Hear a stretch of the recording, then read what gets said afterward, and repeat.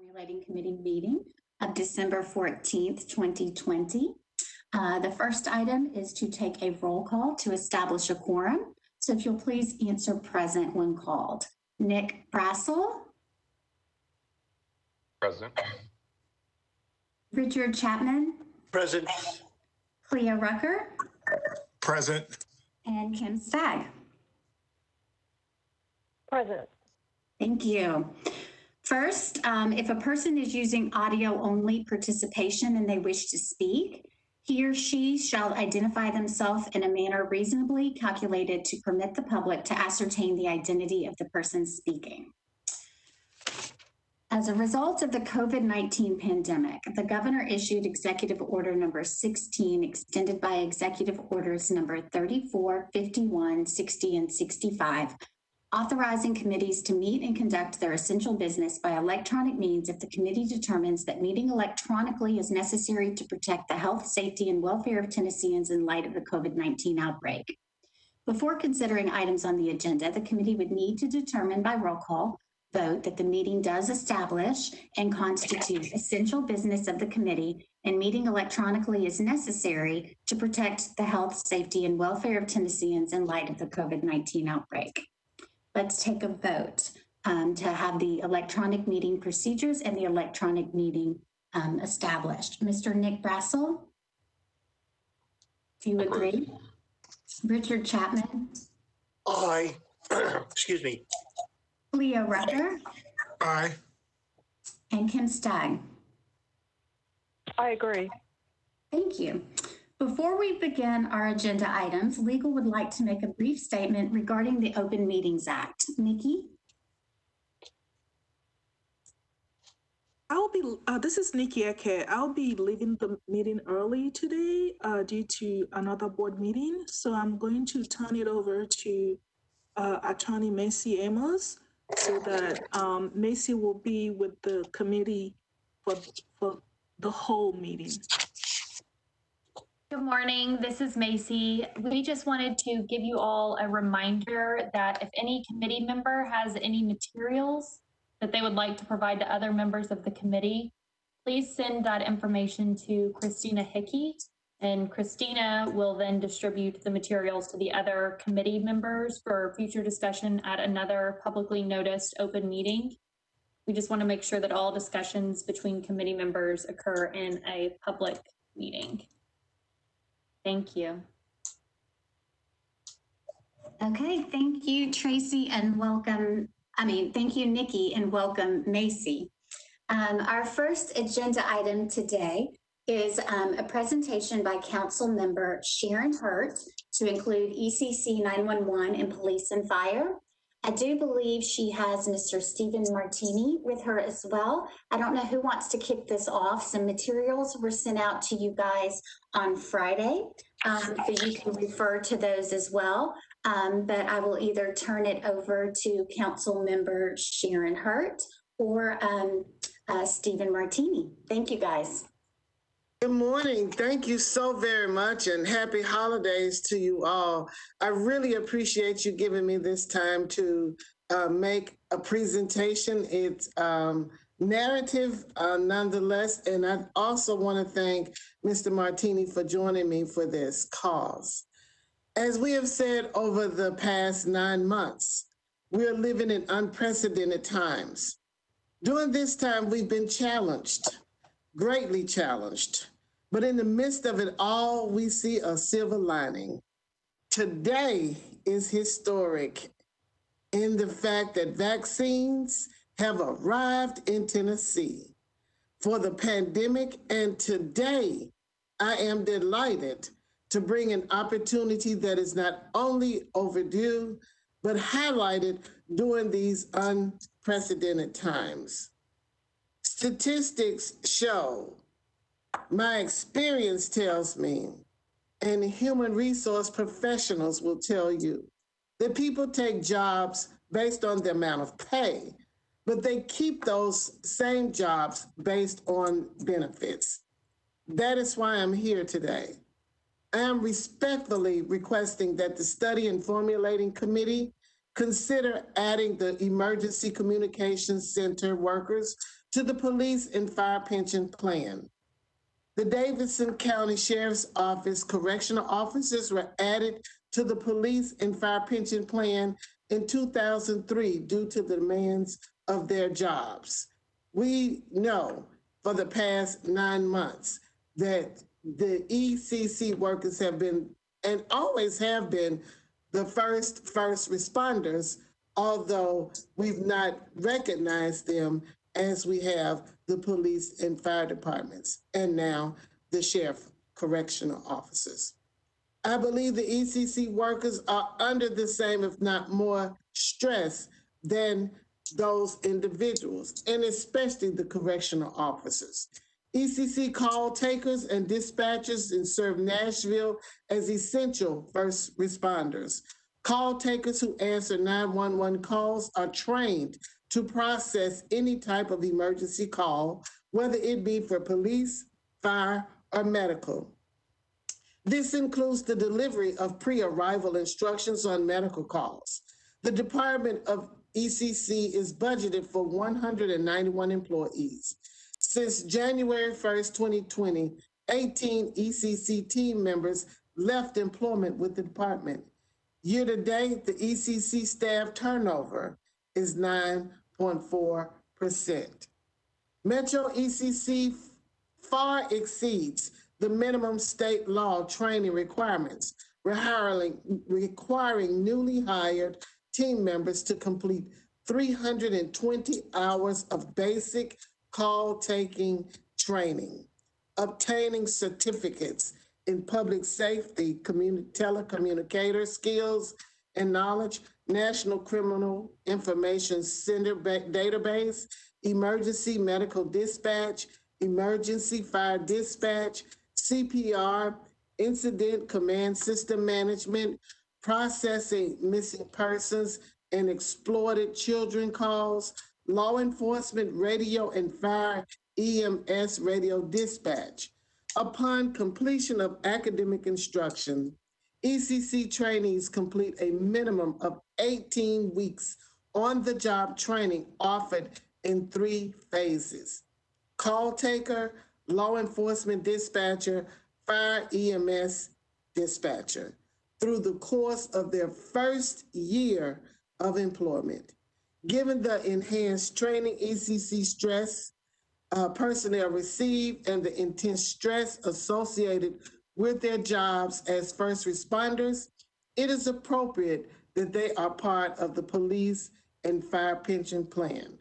I implore you all as committee members to not to have them think of themselves as victims in their frontline responsibilities, but make sure that they are victorious as they continue to serve our city.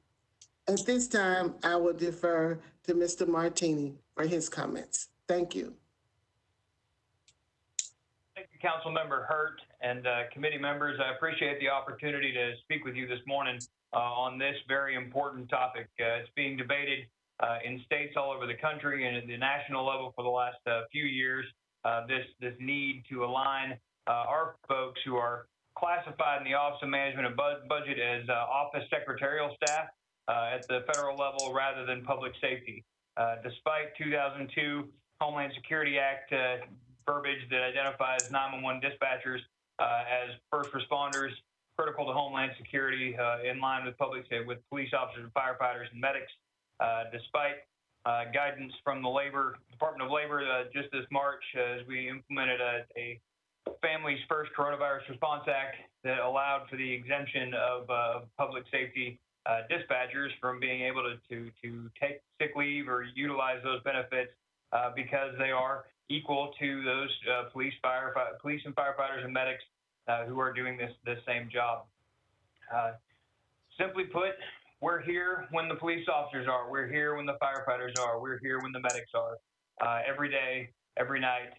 But our folks stay an average of 5 to 10 years longer than those same folks. So my request to the committee is that we allow these folks to go home when we allow the medics and the firefighters and the police officers to go home. Thank you for the opportunity to consider this. Thank you, Councilmember Hurt, and thank you, Director Martini. Are there any questions, comments? If you use the hand raise button, I will try to look down the list of panelists and attendees. Mr. Brad Rayson, you are recognized. And if you could please identify yourself and who you're with.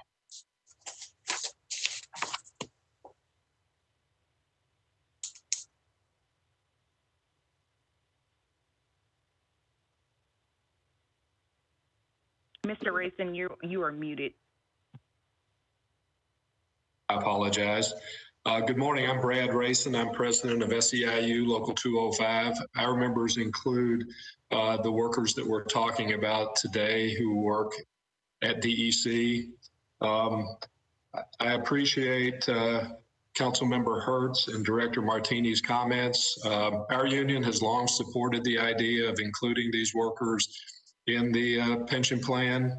I know during earlier discussions, the committee here has recognized the issue of PTSD as affecting not just police and fire employees, but also workers in 911. As Director Martini noted, these workers have been considered essential workers and critical infrastructure essential workers during the COVID crisis.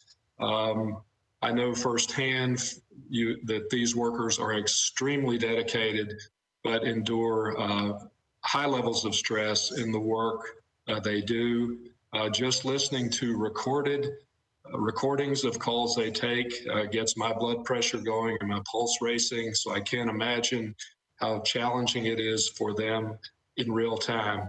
So we would hope that the committee would seriously entertain the recommendations or the suggestions made by Council Member Hurt and Director Martini. Thank you. Thank you, Mr. Rayson. Chair Cleophas Rucker. Hi, good morning, everyone. Thank you for joining us today and presenting this information on, I think, such a key and important topic that we can, all agree, is a very difficult job that is held here. The question that I have is, has any of this been, I guess in the past, have there been any moves to seek any additional pension benefits or to align these emergency responders to the fire and police, or is this the first time that this has come forward?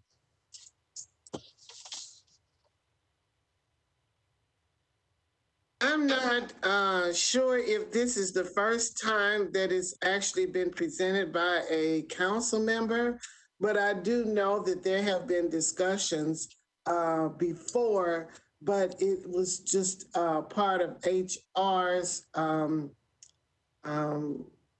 policies and procedures and regulations that they basically were made as part of the clerical and administrative staff.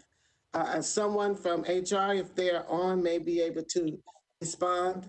Director Shannon Hall, you are recognized. Thank you.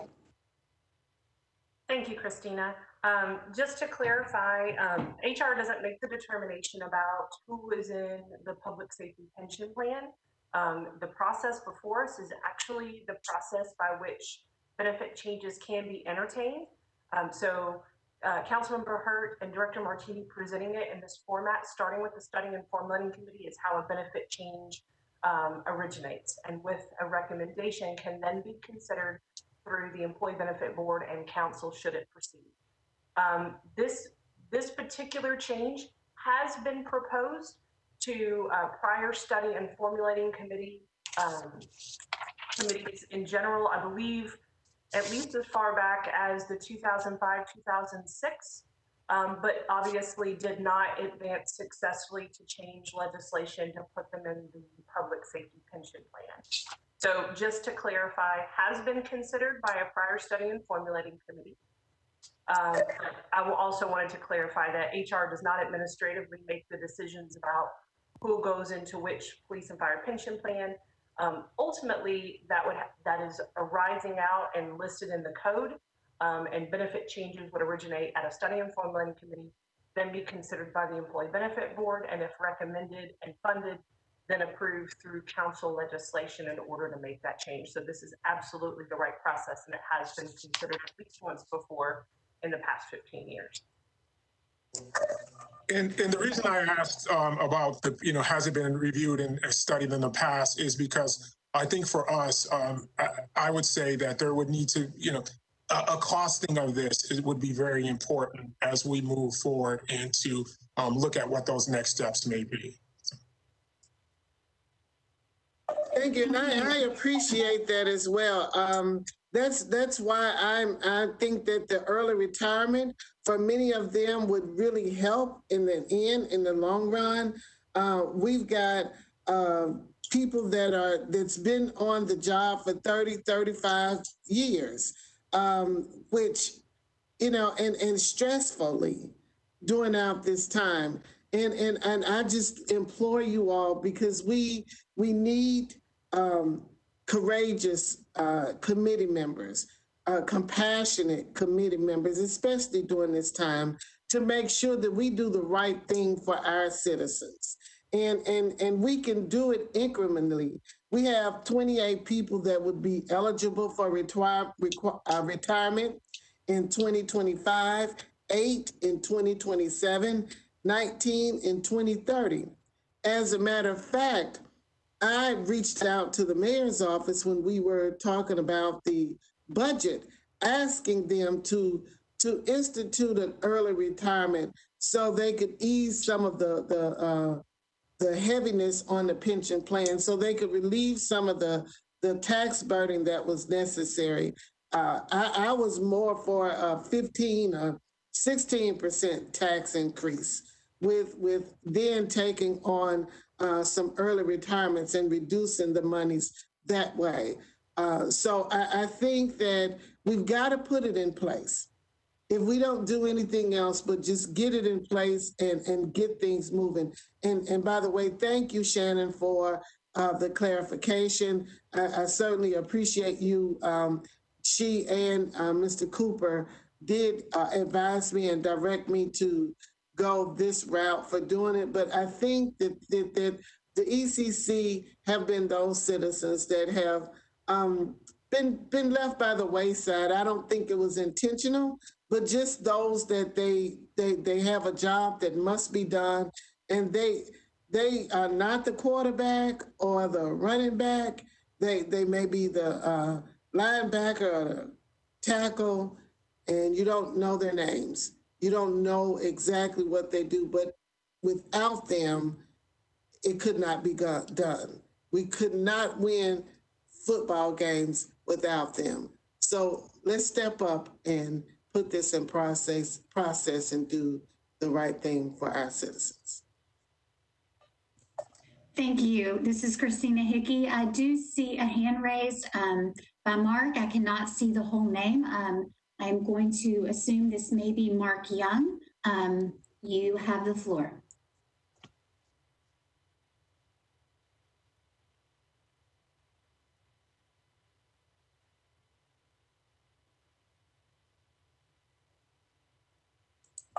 Not sure if you're on mute or not, or if you're on a telephone line that Sharday could unmute.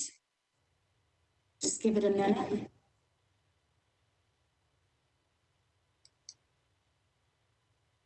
Is Mark there?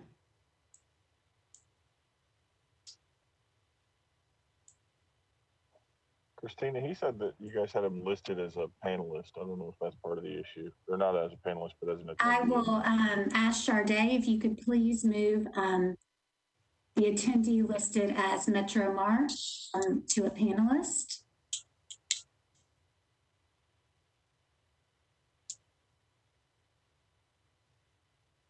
While that's happening, I'm going to go ahead and move to Mr. Stephen Martini, and then we will come back to Mark. Thank you, Ms. Hickey. Chair Rucker, I appreciate your comments there and understand them completely. We've had those conversations internally and also statewide that to make this move, as many states have, really almost ceremonially, they've issued a proclamation recognizing dispatchers as public safety, but without doing the harder work of adjusting the fiscal notes associated. looking at that same one, to add some clarifications to Ms. Hurt's accurate comments. Of those folks eligible for retirement in the next several years, only a few, 3 in 2025, 1 in 2027, and 4 in 2030 are eligible for full pension. So others who would retire at those positions would retire at some partial pension, rather would be eligible to retire at a partial pension. We're very focused at the Department of Emergency Communications for long-term recruiting and retention. We've got a nice full pipeline of folks to bring in. So if we did have folks who were eligible to retire, and a little earlier than we're planning now, we do have the plan to backfill those positions, and there would also obviously be some cost savings in taking somebody who'd been here 30 or 35 years and onboarding them at our starting pay or close to our starting pay. So there are opportunities, and I'm assuming that the committee moves forward with consideration of this request, and am eager to work with you to answer some more of those questions and investigate this further. This is Dick Chapman. I have a couple questions for Mr. Martini. Unless we're going to go to Mark Young. Let me go ahead to Mark and go ahead and get him, circle back to him, and then we'll get to you, Mr. Chapman. Mark, are you there?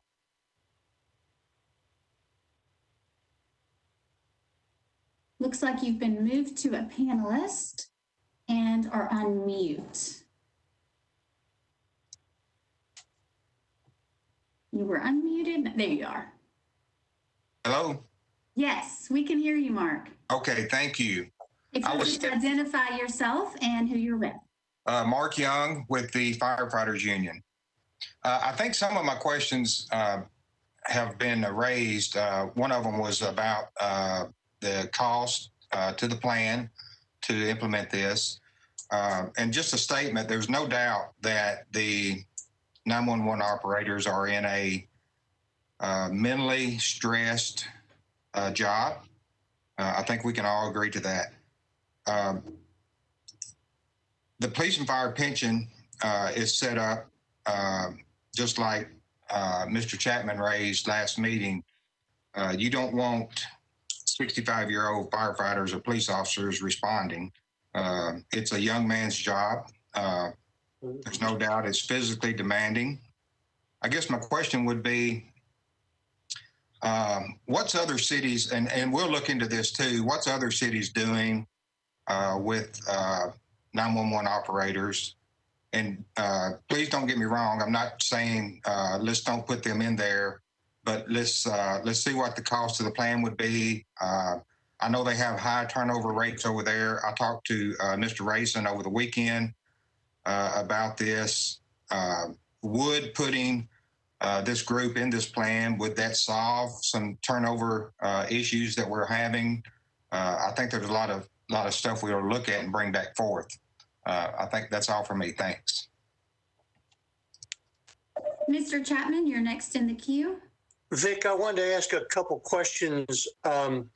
You indicated that you have 191 employees. Is that correct? Yes, sir. And you've got about a 10% turnover rate? Currently, at least yes. Currently? Yes, it's been much higher in the past 5 years, but currently we're at about 9. Okay. The other thing is, given the 191, and I'm going to assume those are employees, not positions.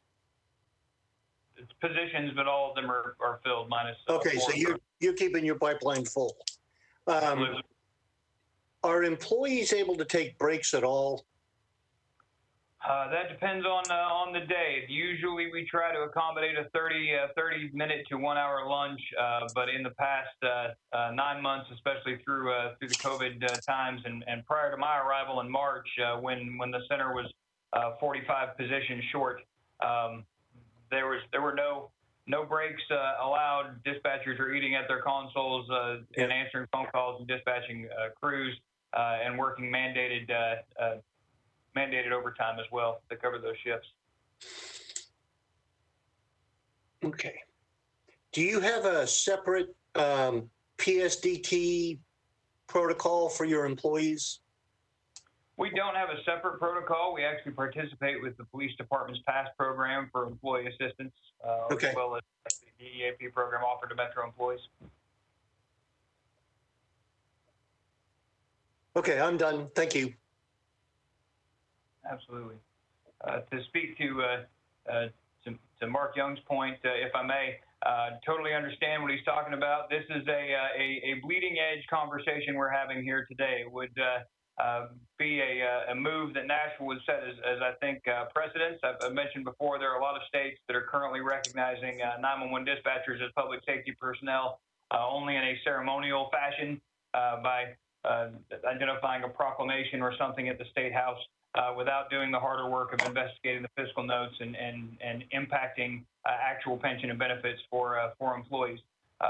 And my dad, who retired 30 years with, or I guess 25 years with the Federal Aviation Administration, in the same job, right, at a console, monitoring large planes full of people hurtling toward each other at 500 miles an hour. They have a cap on the age limit of individuals who can work that job, and I think it's 55. Because to the same point of police officers and firefighters being able-bodied, when we're dealing with a matter of seconds and lives and calls in a matter of seconds, you need somebody who is quick at the hands and quick in mind to respond to those calls. And I would have members of my own team who would tell you that they don't feel like they did 15 years ago, and it's a challenge at times to put those folks in the right place to honor the amount of time they have to continue working to retirement while still also keeping the mind of the public in the safety of the general public in mind.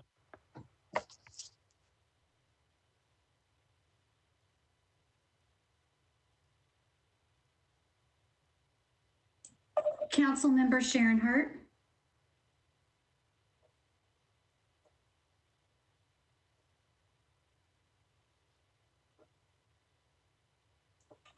Thank you so very much for recognizing me.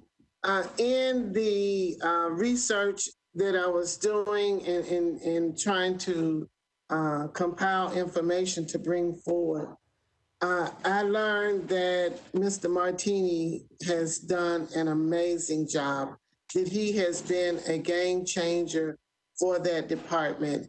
And I want to applaud him for his work, for his efforts, and for the information that he provided me.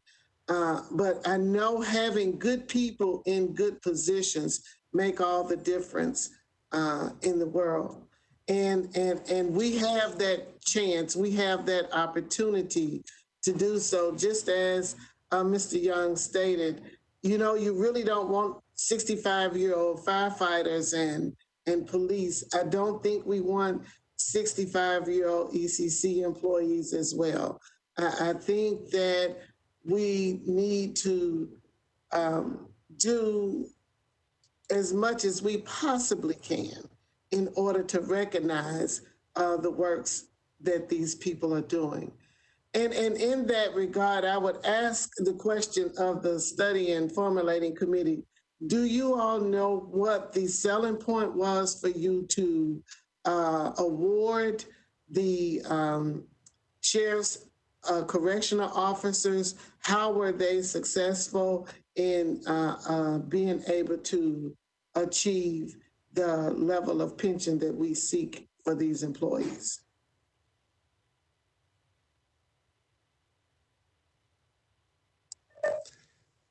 Hi, this is Cleo Rucker again. I don't know. I think it would be good information if we did have, an answer to that. Do you have any idea, Councilman Hurt or Councilwoman Hurt or so? No, actually, I do not have that information. The question actually just came to my mind as we are going through the discussion, but I am sure that it was the level of stress that, or I would imagine it was the level of stress that correctional officers had to address when dealing with youth, and we've seen the rise in youth violence these days, which also adds whenever when the violence is increasing for the city, that means that the stress level increases for the ECC workers. They are the filter. They hold it all, and they have to keep themselves in a manner to where they can deliver to the first responders, to the police, the fire,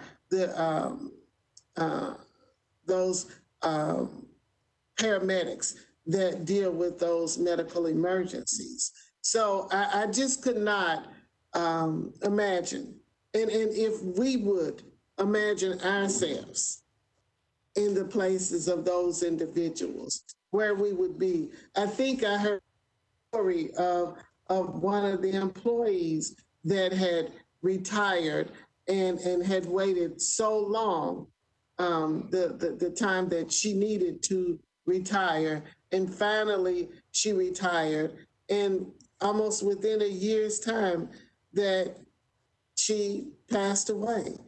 So we want people to be able to enjoy a retirement. We want them to be able to enjoy their families, their grandchildren, and just enjoy the end of their lives. And us doing this gives them that opportunity. Assistant Director of HR, Ginger Hall, you are recognized. Thank you, Christina. I was just going to try to respond to Councilman Hurt and Mr. Rucker's questions. A few years ago, when the correctional officers were put into the police and fire plan, it was not only the stress that they were under, and they did a whole lot of research to show the number of years they were losing on their life because of the stress, but it was also the exposure, because numerous times they were having to go through feces and urine thrown at them. They were constantly having combative inmates coming in, life-threatening situations, just as a police officer or firefighter would on the street. So I think that's kind of where the study and formulating at that time, which is not the same committee as this one, made some of their decisions. So if that helps any. Thank you, Ms. Hall.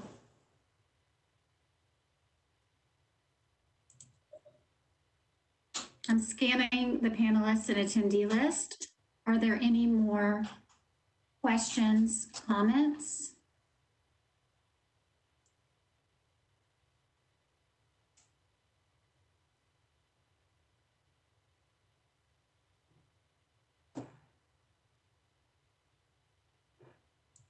Okay, Mr. Martini, you are recognized. Sure, to speak. Thank you, Ms. Hall, for that update. Again, I would just ask the committee to take this up for further investigation, and we'd have the opportunity to research those questions and deliver those answers. When we speak to the physical impact of doing this job, the actual physiological impact of the fight or flight response that comes anytime you're approached with or confronted with danger is experienced by a dispatcher 20 to 40 to 50 times in a shift.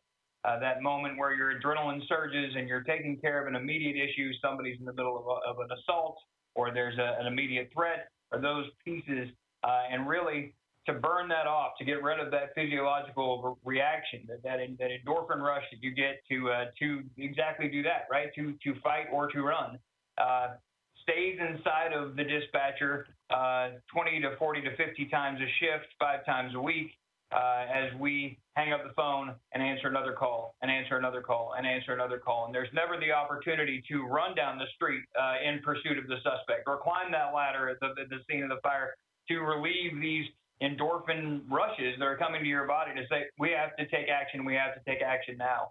It causes long-term stress to the body. It causes long-term the weird hours that we work and all those other things. There are studies out there to support physiological impact of the stress of the job that we do on our personnel. I'd love to engage with this committee on that conversation and these investigations if you so choose.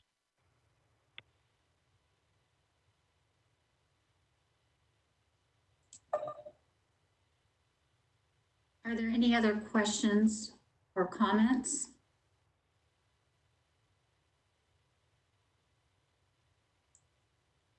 Ms. Hickey, this is Kim Stagg. I would ask the other members of this committee to consider whether we'd like to take Mr. Martini up on his offer to submit those studies to us so we could have a look at them to determine if there is third-party evidence for us to use to support a recommendation by this committee to increase the pension benefits to these 191 employees.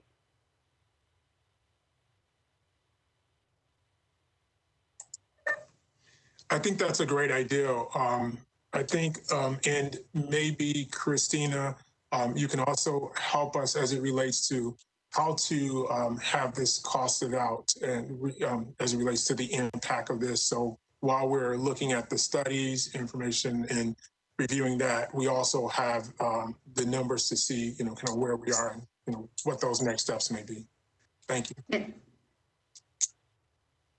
Thank you, Chair Rucker. That is something that the committee can ask for, and that is something that we can vote upon. So if anybody wants we can do that at the end of the meeting all together. We can do that now as we go. It is up to the discretion of the committee.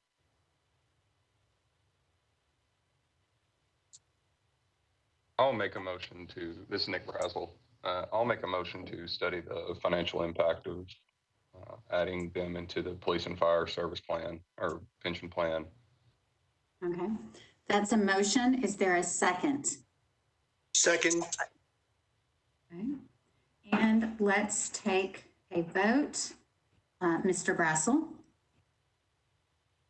Aye. Mr. Chapman. Aye. Mr. Rucker. Aye. And Ms. Stagg.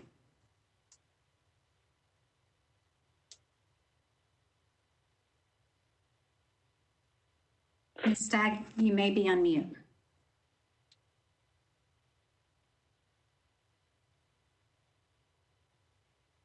Kim Stagg, can you hear us?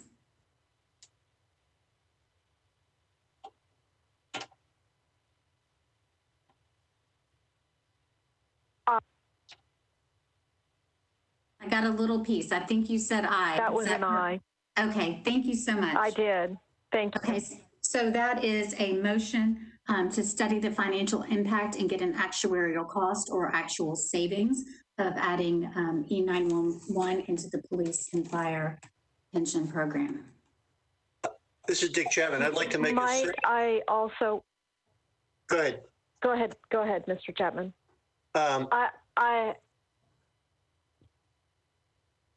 Kim, I would like to also make a motion. I would also like to make a motion that we allow Councilmember Hurt and Mr. Martini to submit to this committee additional support and evidence related to the PTSD and effect of 911 calls on the 191 employees so that we could consider extension of the police and fire pension plan to those employees. That is a motion. Is there a second? Second. That's Mr. Chapman? Correct. Okay. Let's take a vote. Mr. Brazel? Aye. Mr. Chapman? Aye. Mr. Rucker? Aye. And Ms. Stagg? Aye. Motion carries. That was an aye. Got it. Thank you. Looking for hands. I think some may be just raised from before. Any other comments, questions, asks at this time? Yes, this is Councilmember Hurt. First, thank you all very much for your motions and actions. When I first started in this, I think my first step was going to the benefits board and found out that was not the correct place. Is there any engagement or what does the process dictates? Is the benefits board involved at all? And if so, should I engage them or, just please help me understand what I need to do in order to try to make this a successful recommendation. Director Hall, you were recognized. Councilmember Hurt, thank you for your question. So the process for benefit changes is that benefit changes first have to originate at the Study and Formulating Committee, which we're doing now. They will issue a final report right towards the conclusion of their 12-month appointment. And then that report gets imparted to the Employee Benefit Board. The Employee Benefit Board will then study the items in the report and accept, reject, or amend those items. And then from there, after a reasonable amount of time and study, that report would then also be imparted to council. Now, if the Employee Benefit Board, subject to funding and a recommendation, were to initiate legislation to the council, that could also be a path that happens as well. But this report starts at study and formulating, then is studied by the Employee Benefit Board, and after a reasonable period of time, this report will also be imparted to council for their information as well. But I think to answer your question, once this report is issued, I do expect that the conclusion of the study and formulating committee is the middle of February. So I expect they'll issue a report shortly before that time. Then it will be imparted to the Employee Benefit Board. So my guess is once that's properly scheduled for them to study and discuss, that we would certainly welcome you and Mr. Martini back to discuss this particular item with the board. Does that make sense? It does, and thank you so very, very much. I appreciate you, appreciate Mr. Martini, and appreciate the entire study and formulating committee for everything, and Ms. Hickey for all that you've done. Thank you so much. Thank you, Councilmember Hurt. Looking for any more raised hands for questions, comments, asks at this time? If there are none, I would, Mr. Martini, you are recognized. Just to echo Councilmember Hurt's comments, I appreciate her championing this cause. I appreciate this committee engaging the conversation. That's really all we can ask, is the opportunity to engage in the conversation, and I appreciate your willingness to do so. Look forward to future conversation.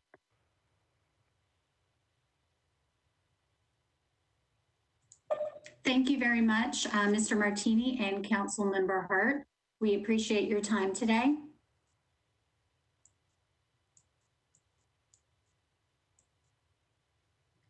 If there are no more comments or questions on item number 1, we will move to item number 2, which will be presented by Deloitte. Kelly Lewis, you can go ahead and share your screen. And this is Blue Cross Blue Shield PTO out-of-pocket discussion. Go ahead, Kelly. Okay, and just confirm, can you see my screen? Yeah, we can. All right, great, thank you. Good morning, everyone. It's nice to see you all again. And you may recall at our last meeting on December the 1st, we discussed the Metro PPO plan and asking this committee to look at possibly making a recommendation that would remove the specific language out of the Metro code regarding the PPO plan's out-of-pocket maximum. So today, we just kind of want to follow up with that. There were a few questions from the committee members that were raised during the last meeting. So we want to talk about a couple of those questions, as well as share a little bit more information with you that may help you as you're evaluating, you know, what to do in terms of possibly making a recommendation. So one of the questions that was asked during our last meeting was, how many members in the PPO plan exceeded their out-of-pocket maximum in 2019? And for those that were enrolled in single coverage, a little more than 25%. So there were 26% who met or exceeded that out-of-pocket maximum of $1,000. And for those enrolled in family coverage, there were about 15% who exceeded, met or exceeded the $2,000 out-of-pocket maximum. Another comment was about maybe possibly adding a deductible to the PPO plan rather than changing the out-of-pocket maximum. And I think what we want to do is just kind of, you know, reframe that we're not actually asking for, you know, at this time recommending that the out-of-pocket maximum be changed or that a deductible be added. I think what we're simply asking the committee to think about is just removing the plan specific language out of the code so that the benefit board, over the next, year, 2 years, 3 years, 4 years, before the next study and formulating committee would meet, that the benefit board has the flexibility to ensure that the PPO plan continues to be a plan that meets all the members' needs for both the great coverage that it offers, but also that it remains a plan that's affordable. And so some of the information we're going to talk about today kind of shows you why the benefit board, is looking at whether the plan is affordable or will remain affordable over the next few years. And again, it's the benefit board that, as they are charged with being responsible for administering the plan and coordinating the benefit plan, it may be that a deductible is something that they, look at doing. It may be that they leave it at a zero deductible. It may be that they don't change the out-of-pocket maximum. But this really is just a matter to give them all the tools that they may need to continue to oversee and govern the plan to ensure that it's a plan that, is there for all employees and pensioners. Also, one other thing before I go on, I do want to make a change to a point that we made in the last meeting with you all when we talked about the out-of-pocket maximum had been in place since 1963. And as Metro Human Resources, helped us kind of try to dig in as to the historical reason why that amount might have been chosen. Clear documentation was actually really only found to go back to 1988.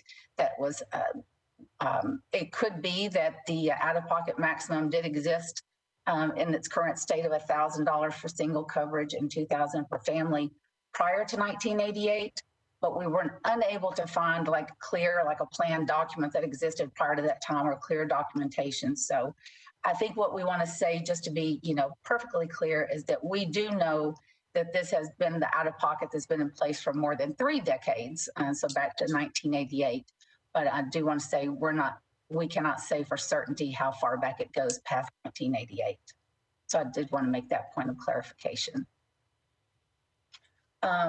So in terms of kind of managing plan cost, employers as they, struggle with, providing the best benefits for employees, pensioners, or whatever.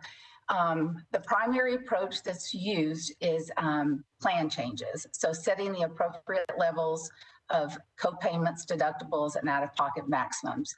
And those are typically set so that they encourage members to be good consumers, as well as be plans that are affordable for members. In 2021, PPO plans with zero deductibles are almost non-existent. For Metro's peer cities, and we put about 5 in this material that was shared with you today, but they're just not common. They're not common amongst Metro's peer cities. They're just not common amongst other public sector or private sector employers. And because Metro's PPO plans out-of-pocket maximums codified, and it's structured in a way that prohibits the benefit board, to be able to use plan changes as one of the tools available to control plan cost. Besides plan changes, other approaches that employers can use to kind of control plan cost are doing dependent eligibility verification reviews. Those are certainly things that Metro has done in the past, and in fact, the board has going to be kicking off another one that's going to be done next year. Healthcare claim reviews. That is also something to make sure that the medical claims that are being paid were appropriate and they met the carriers' stated discounts. And so that is also an approach that the benefit board has used. One of the, that's also in place for this current fiscal year as well, that's being taken place with Metro's insurance carriers.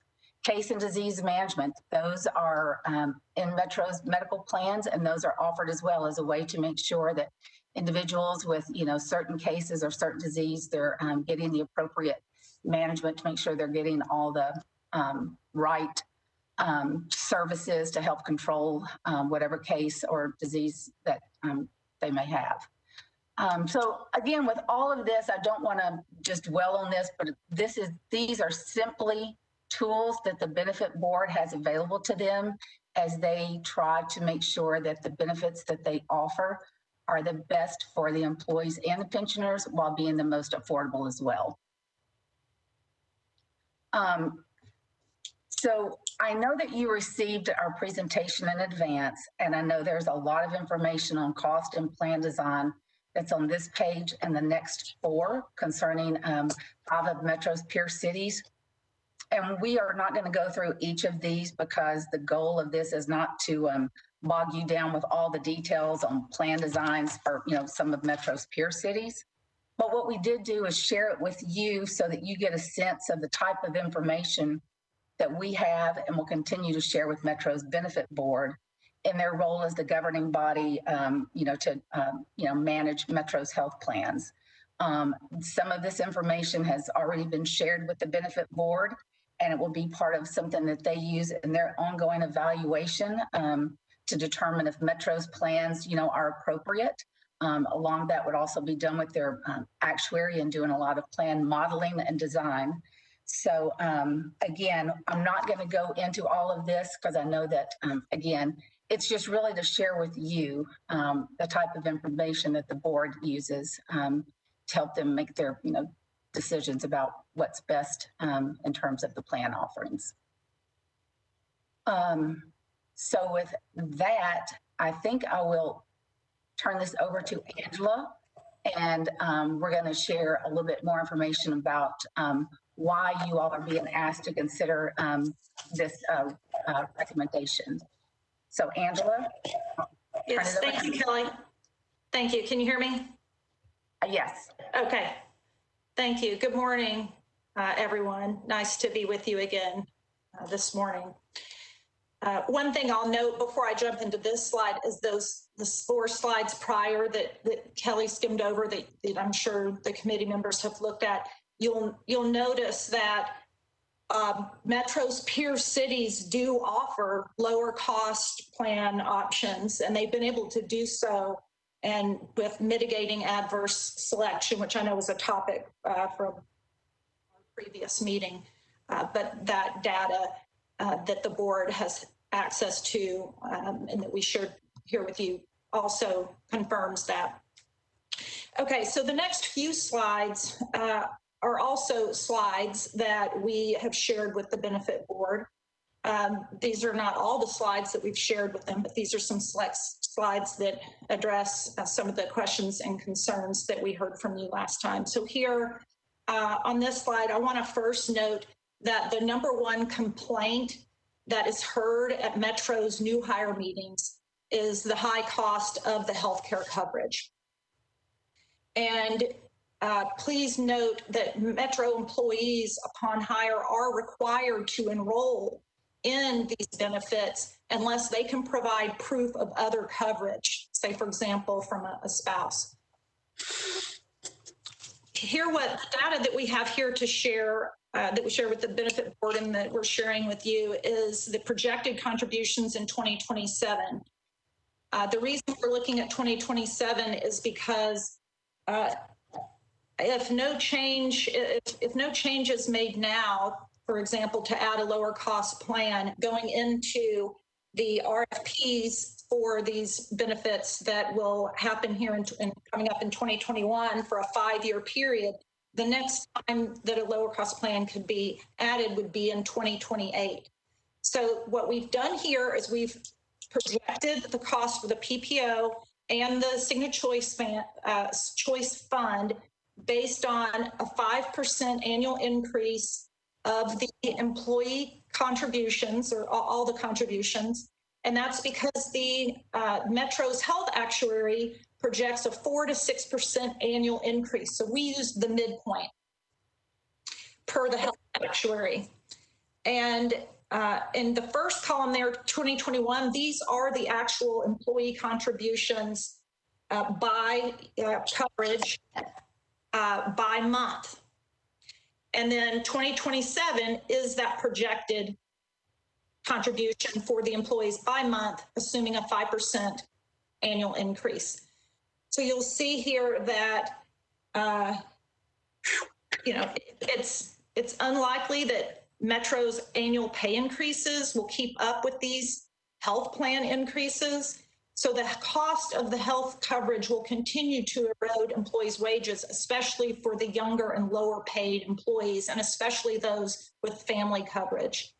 Not only will it cost more for the employees, it will cost more for Metro. So the second point down there to consider, this is assuming a 75% Metro portion of the contribution for 2027 will result in a 38% increase from 2021 to 2027 in those amounts there.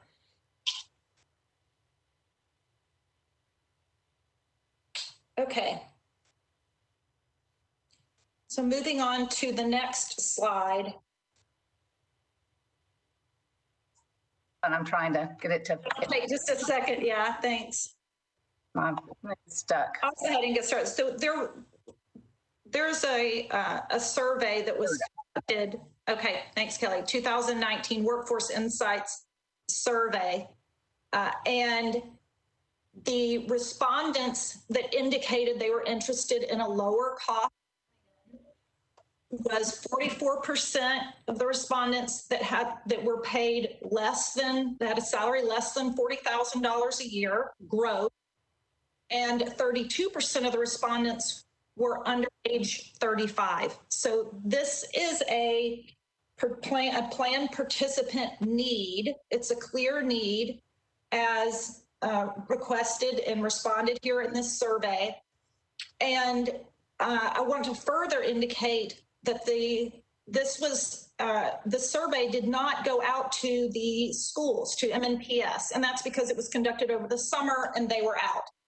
So if we incorporated the profile of an individual that's a lower paid or younger employee, and knowing that the MNPS comprises a third of the Metro workforce that has benefits, and they were not included, there would be a lot more Metro employees that are interested in a lower cost plan. And so just for reference, this middle part of this slide shows the percent of Metro employees in 2019 that had gross comp under the following threshold. So less than 40,000, 35% of Metro's workforce makes less than 40,000 gross. 50%, so half of Metro's workforce makes less than $50,000 a year gross. And if you look at less than $60,000 a year gross compensation, that's 64%. So almost 2/3 of Metro's workforce. Okay, so the data at the table at the bottom here. This shows specific departments, what the average 2019 gross compensation is for those departments, the number of employees in the center column, and then the two columns to the right are the 2021 cost of family coverage for the PPO as a percent of their gross pay. And then, again, projecting with a 2% salary increase and the projected costs that I shared on the prior slide, what the percent of gross comp, those employee contributions would be. The takeaway here is if you look at the right-hand column, if nothing is done now by the committee to put forth this recommendation and to or pursue, for the benefit board to pursue some other change, the percent of gross comp for the cost of the benefits will range from 9% for fire, north of 21% for school support staff. And that's gross comp. So you can imagine if we looked at take-home pay, the percentages are only going to go up from here. And that is why the question of affordability is being discussed here, especially for this clear need and ask from the lower paid and younger employees in the workforce, which make up a considerable part of Metro's workforce.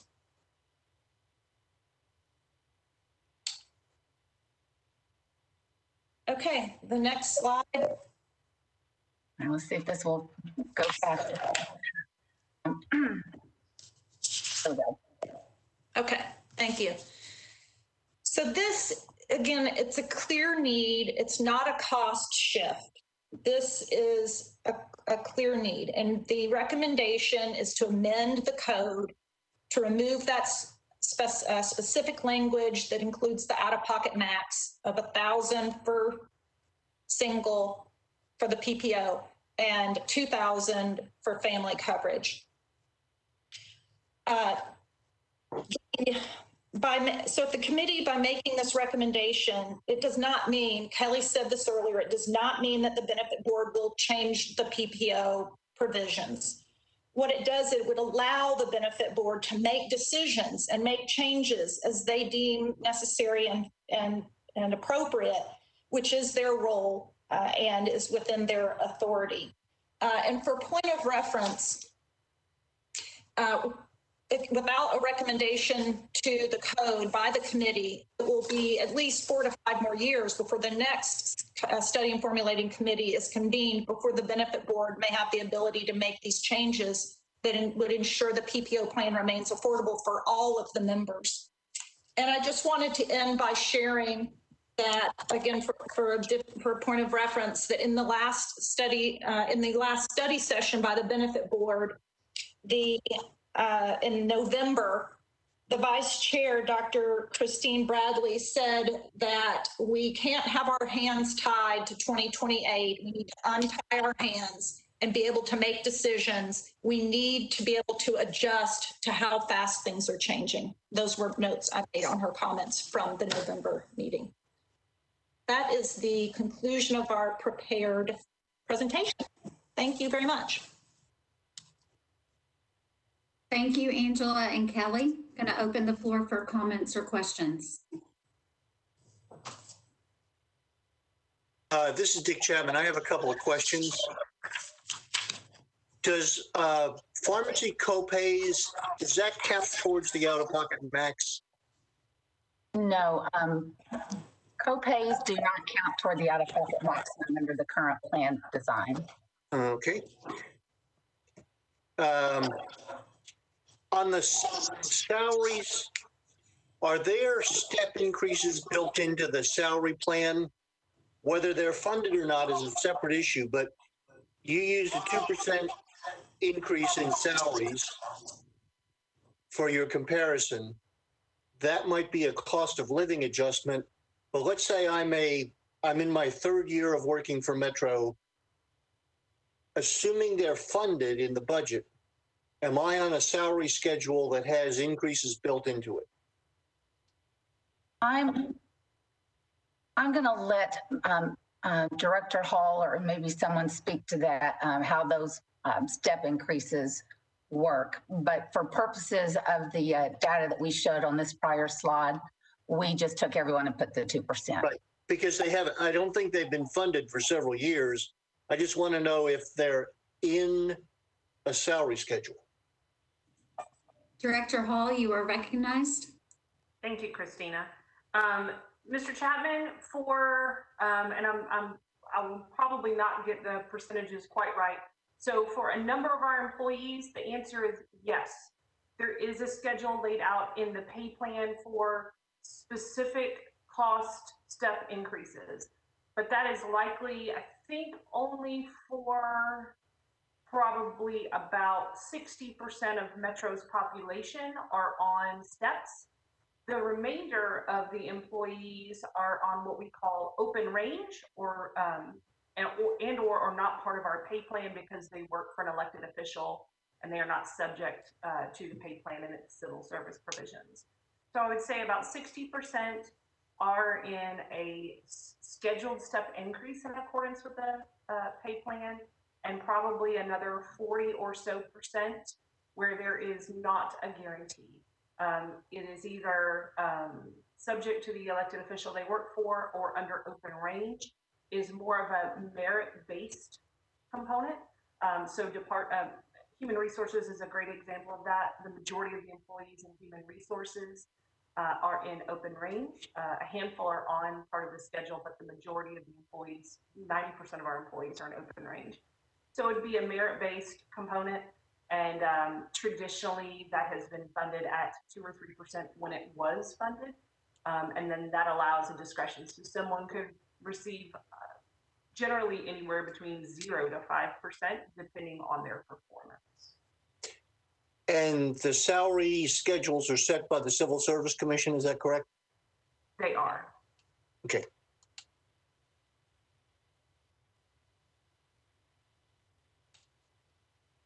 I'm done. Mr. Brad Rayson, you are recognized. Hi, this is Brad Rayson, SEIU Local 205 again. Mr. Chapman, the school support employees that are also covered by this plan are in the step plan. It's a multi-step plan, so all of them are in the step plan. Thank you. Thank you.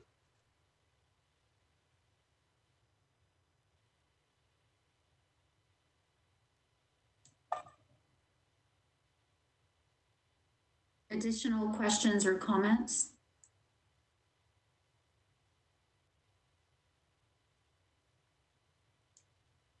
This is Kim Stagg.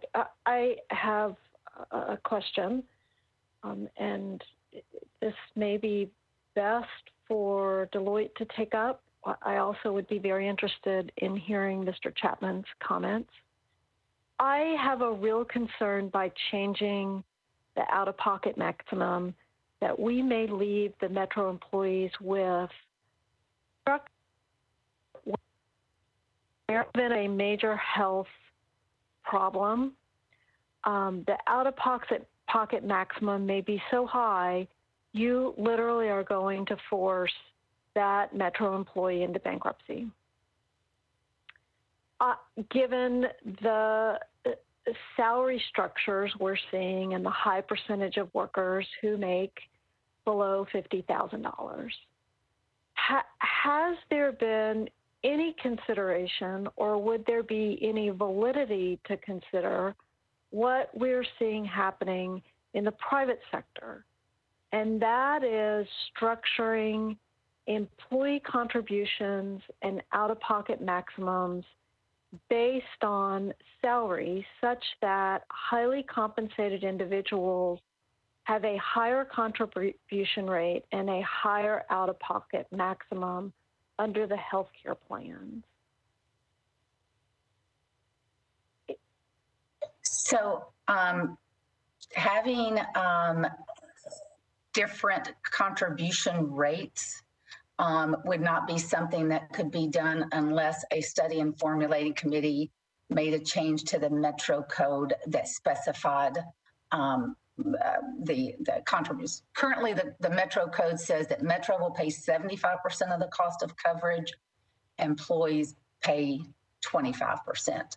I know there are some, private sector employers that say those who make more will pay more for health insurance, but that would not be something that could be done at Metro unless a study and formulating committee made a Metro code change. As far as, so two things on setting the out-of-pocket maximum, to my knowledge, and I think, others who, are familiar with the benefit board, they are comprised of employees. It's comprised of employees, and I don't anticipate that they would ever set an out-of-pocket maximum that would just be, sky high. Well, two things. One, there is the Department of Health and Human Services and all the plans can only have a certain threshold for an out-of-pocket maximum. I forget what it is for 2021, but for the benefit board, we're not asking, as I said, I don't know that they will change the out-of-pocket maximum. They may decide to leave the PPO plan in place as is and possibly add another lower cost PPO plan. But the problem that they have right now is they're locked into not being able to do anything to the PPO plan that it can remain a plan that is affordable to everyone to be enrolled in. Thank you. I'm sorry, hold on one second. Thank you, Ms. Lewis. I really appreciate that. What I'm trying to do here is find something less aggressive than completely removing this language. Would there be an option to amend the language to put a cost of living adjustment annually on the out-of-pocket maximum that's allowable under the Metro Code? Is there an option to amend the code to allow for a structure whereby highly compensated individuals pay more? I'm very concerned that if the recommendation out of this committee is just simply to remove the language, that won't happen because it's too aggressive. Is there something less aggressive that gets us some solution to this issue, but also makes it a lot more palatable in front of the council?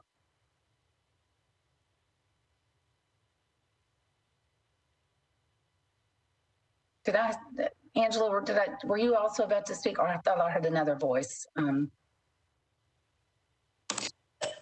I was going to just confirm that the recommendation to remove the language does not imply that there will be any changes to the out-of-pocket maximums. So I think there's clarity on that based on what Committee Member Stagg just noted, but I just wanted to make sure that was clear. This is Dick Chapman. Let me make a couple observations. Everybody who's participating in the plan pays premiums every month. Everybody, whether you have medical claims or not.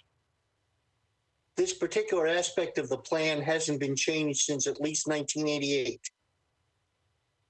Salaries have changed since 1988. Medical costs have increased substantially since 1988. They've actually changed a lot since 1988 because pharmacy programs weren't really in place in 1988, and they are today.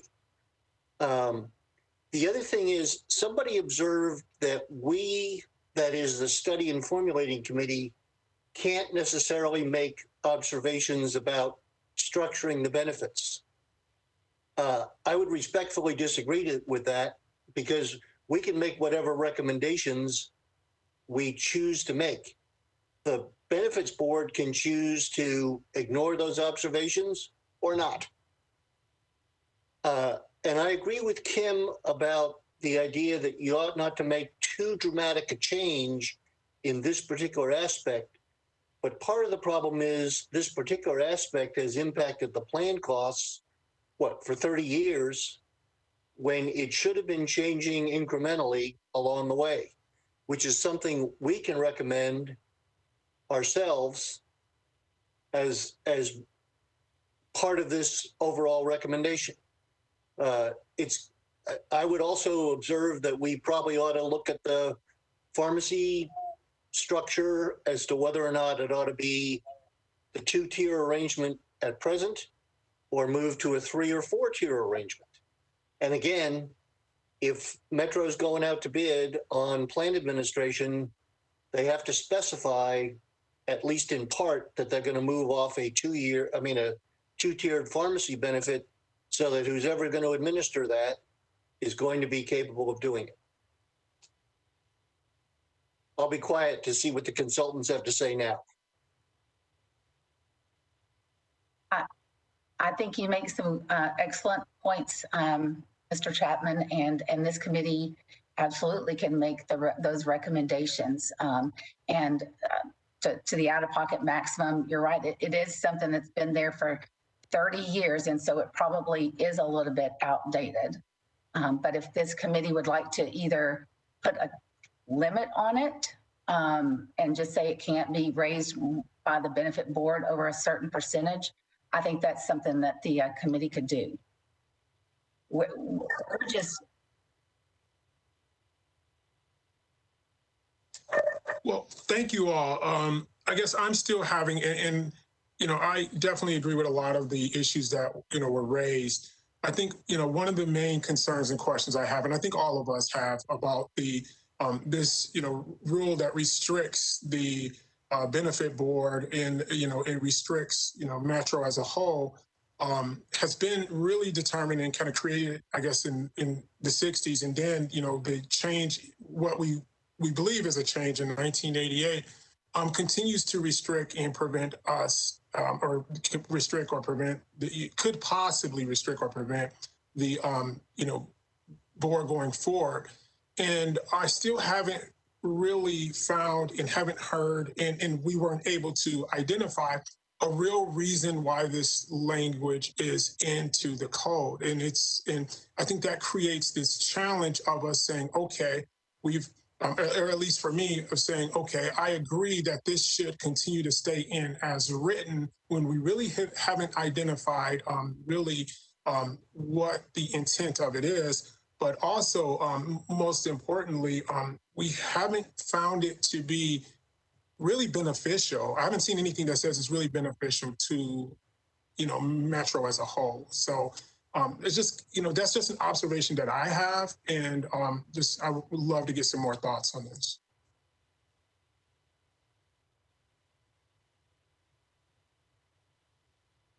Mr. James Smallwood, you are recognized.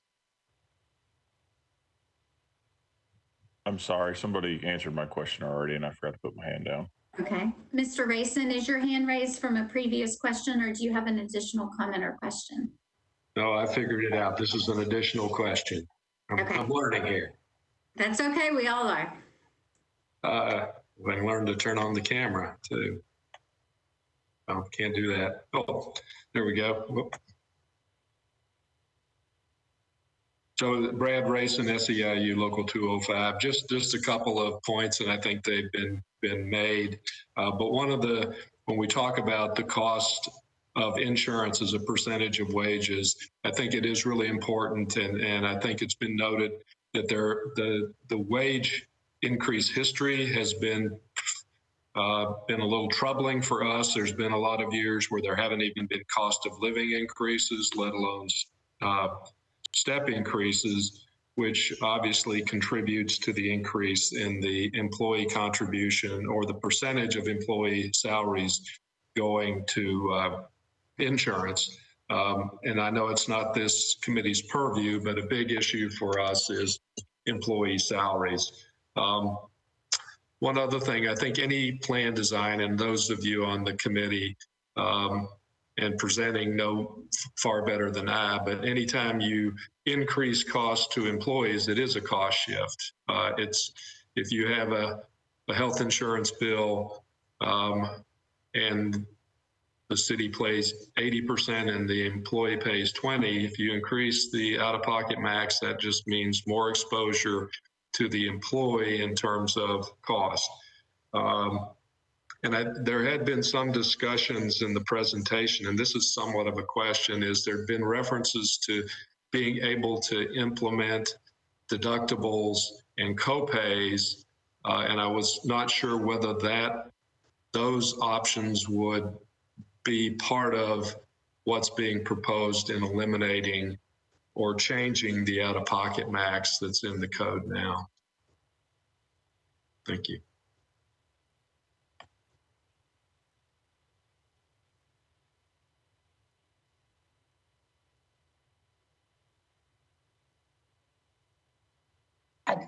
I don't know if that last question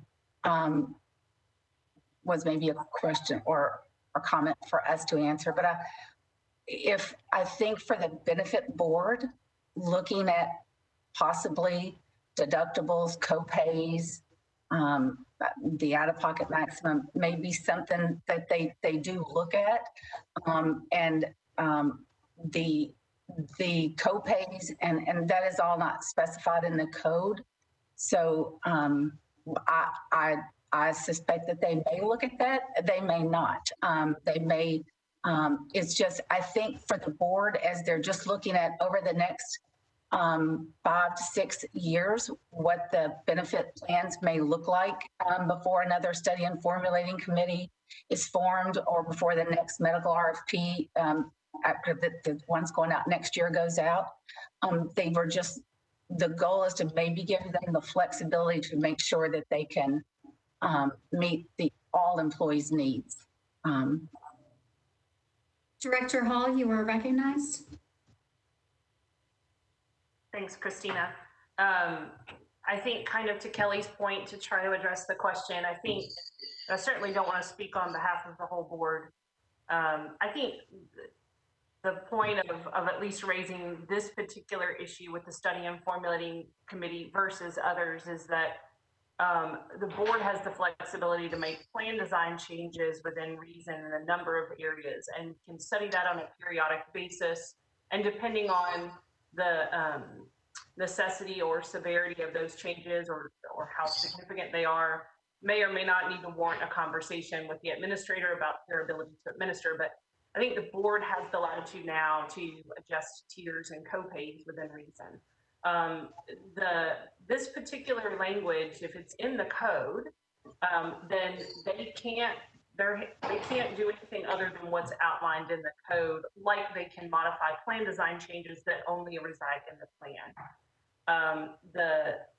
We have been legally advised that anything that is legally outlined in the code with regard to benefits, if it is to change, it has to originate at a study and formulating committee. So I think to the greater points, I think by Mr. Chapman, by some of our other committee members, I expect that as the board tries to meet all of their members' needs in any subsequent year, that they're going to study and make recommendations that do that. And my experience is that they do that in a very responsible way. We are not, our pay, as the unions will remind you, are not exactly the same for private as they are public. So I think doing an aggressive cost shift on a medical plan is likely not a realistic approach and not necessarily one that I would even support. I think what we're looking for is the flexibility for the board, who I think does a really responsible job in determining what benefits they offer, what plan design they do. They do a really great job in determining what those aspects should be. And this recommendation is just to allow them the opportunity to make more responsible decisions and to be able to evolve and meet those needs as they occur. But because of this code provision, they can't modify at all. So, and I agree with Mr. Chapman. I think there's a number of recommendations, and the board does employ and study all kinds of different plan design changes, and it wouldn't surprise me that they continue to do so in a really responsible fashion for all employees and pensioners.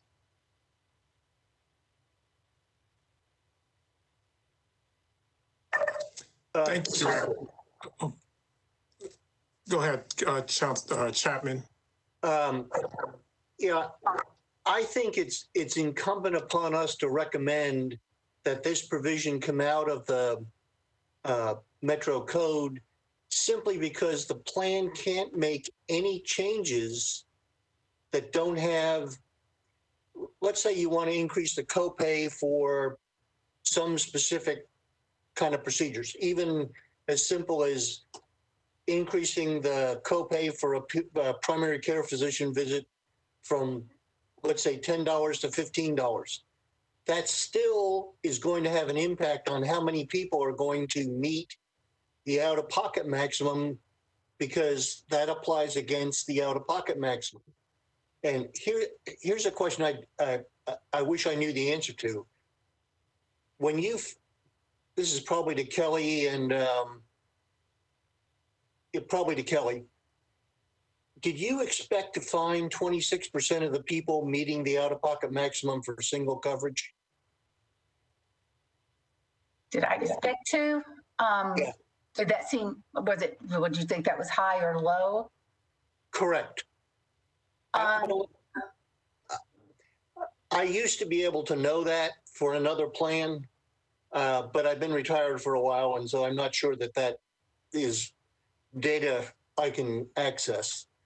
But if we have 26% of the Metro single and, individuals covered by the Metro plan reaching the out-of-pocket maximum, and 15% reaching it from a family standpoint, is that something that's high compared to what you're looking at for plan design or not?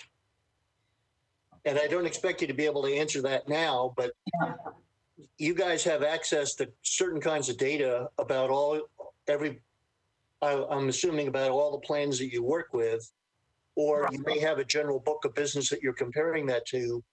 That might be helpful to us because, for example, if we put in a deductible, that's going to count towards the out-of-pocket max.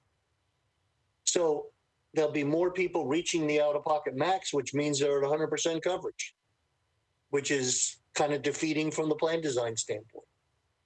And it's not that we're trying to hurt employees, it's trying to be able to have employees afford the premiums and afford the benefits.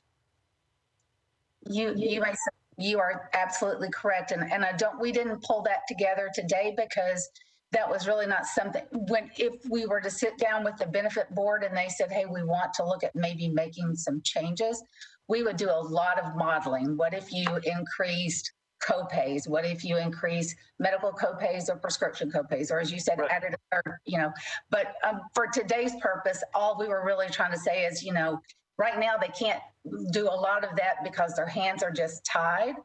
But before they would ever do any kind of plan changes, there would be a lot of modeling done. We would go back and look at past claims, project out future claims and things like that. But that would be something that they would, take over multiple sessions that we would, sit down at the benefit board and produce a lot of scenarios and say, if you change this would be what the cost impact on contributions would be, as well as impacted members. But that's a lot of modeling that would be done at that time. Yeah, and I have to admit, I'm probably willing, and maybe more willing than some of the other members of this group, to parade into some more of the detail and maybe point some directions so that the benefit board itself has some excuses to blame us.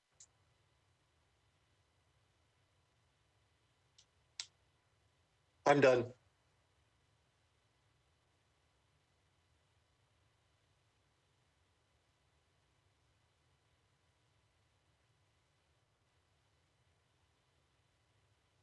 This is Nick Brazel. Is there a level of or a margin that the board would be looking at to play with? I mean, because again, I'm not really in favor of just wholesale removing this language. I'd rather see it amended. I mean, to where you could set that amount to be higher. And as you know, as the language is written now, it says the annual out-of-pocket maximum will be essentially. And I mean, you could set it to where you could put that amount at 2,000 or whatever number you choose, and have it where make the language where it essentially says that's the maximum it could be. Not saying that it has to be that. I'd be fine allowing some margin in there to be able to add a deductible, tinker with some of the copays to that extent. But I would just say I'm not comfortable just wholesale removing it. So I don't know if there's an amount that the board would be comfortable having to kind of be able to tailor what they're looking at. I'm not sure, but I definitely think that is something that this committee could do, is to limit it so that the something to the effect of the annual out-of-pocket maximum shall be no greater than, and to put a dollar amount out there. So I if I'm wrong, Director Hall or Christina, let me know. But I think that's absolutely part of what your recommendation could be, instead of just removing it wholesale to restrict it to a certain to cap it.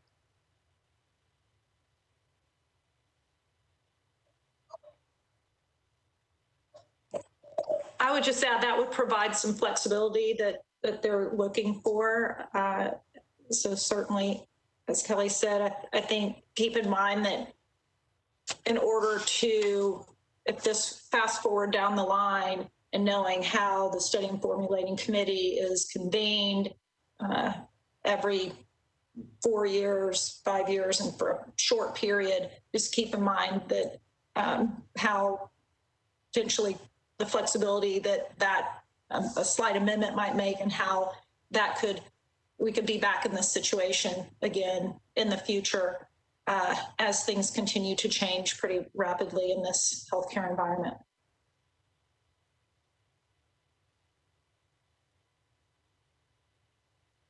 Well, I would just say that, because it's something that's been in place, I guess in the code since 1963, and at least for all intents and purposes in place since 1988.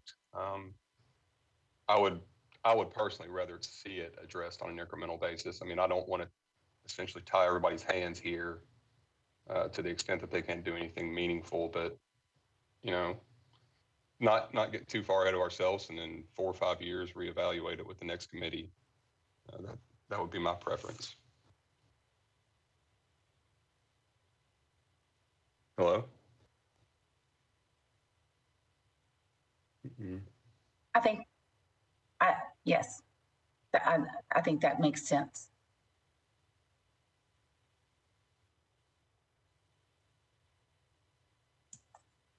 Any other questions, comments on the presentation from Deloitte and the recommendations?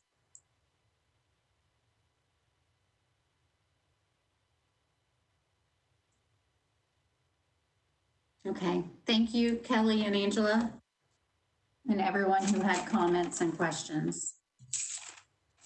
We will move on to item number 3, which is PTSD update as requested by the committee.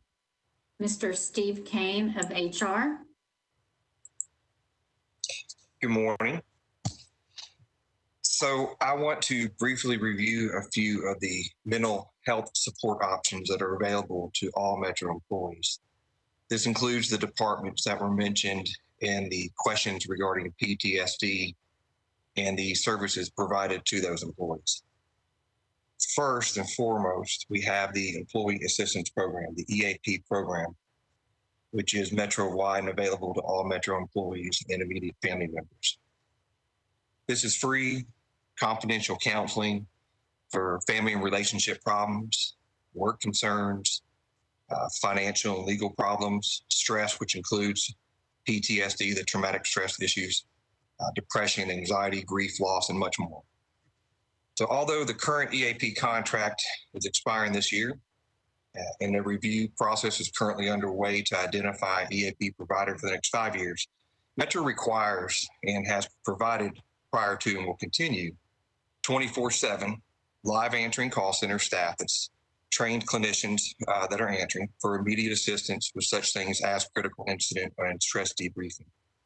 They offer a package, we require a package of critical incident stress debriefing, which is an opportunity for employees to that are directly involved in or witness a traumatic workplace event to discuss those events and the effects upon themselves.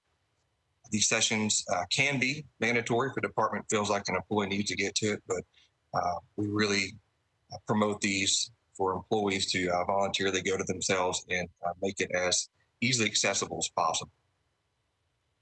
So in addition to the free and confidential counseling of the EAP program are the mental health and behavioral benefits provided by the employee health insurance plans. Under the Blue Cross and Blue Shield plan, they have behavioral and substance abuse benefits that are both inpatient and outpatient basis. They provide behavioral health case management, and that's personal support for issues, like I mentioned before, depression, anxiety, substance abuse, and all workplace-related type issues. This program helps answers medical questions, and it connects the employees with community help and treatment that's specific to their needs. Cigna also offers a behavioral health and substance abuse benefit that are both outpatient and inpatient. They have multiple programs, including apps and telephonic services where employees can get personalized learning plans, one-on-one telephonic coaching on stress management. And these are on evenings and weekends. And they also provide online coaching for many issues, including stress management. Both these services, the EAP program and the benefits through the employee benefits plans are communicated on a regular basis to the Metro employees, especially in light of all the challenges we have seen in 2020. And just as a couple weeks ago, we again sent out communication to all those employees. So in addition to these services, the following are offered by these specific departments, in addition to assisting with issues of post-traumatic stress. So the Nashville Fire Department has a peer support program that serves as a resource for fire department personnel seeking assistance when they experience a behavioral health concern. Purpose of the peer support program is to assist in preventing and lessening the potential negative impact of stress amongst first responders by providing support and offering information on possible solutions. The peer support program is composed of voluntary members of the fire department who have been trained specifically on stress management, critical incidents, communication, and behavioral health issues. They are able to provide emergency services through one-on-one, on-scene, and post-incident support. They do recognize that peer support is not a substitute for professional counseling. They are not trained in mental health as mental health professionals, but they are trained to help navigate the mental health system and to find resources for those members. Fire employees receive this information in their new hire training and again annually at in-service. Also, supervisors are aware and equipped with the information should it be needed. For example, there are guidelines for the peer support program and when it's activated for debriefing, as well as when it can be utilized individually. The police department, as you know, people have often referred to past the police advocacy support services. Well, that's now referred to as the police department professional wellness section. The police professional wellness section includes counseling units and the sworn wellness unit. The counseling unit provides counseling and advocacy services to law enforcement employees and their immediate families. This service is provided are free of charge. They can be for individuals, for couples, or for counseling on critical incident stress management, education and training, support, therapy groups, and mental health response for major disasters. Counseling and support is also available to address a variety of issues with the family, relationship issues, children and adolescents, stress management, depression, grief, loss, anxiety, post-traumatic stress, drug and alcohol, and many other issues. The behavioral wellness also includes a support program as well. The peer support program provides non-professional peer support in addition to the services provided by the counseling unit.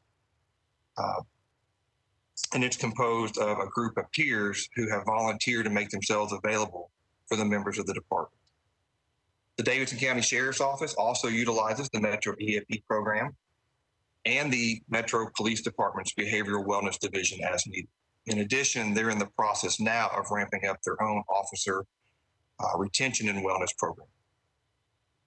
The Department of Emergency Communications, as they stated earlier, also use the Police Department's Behavioral Wellness Division and the EAP for all Metro employees. And again, these benefits are communicated on a regular basis to these employees. So that's just a brief synopsis overview of what is provided to the various departments across Metro, specifically to the first responder and emergency worker category of employees. So I'll be glad to answer any questions you may have.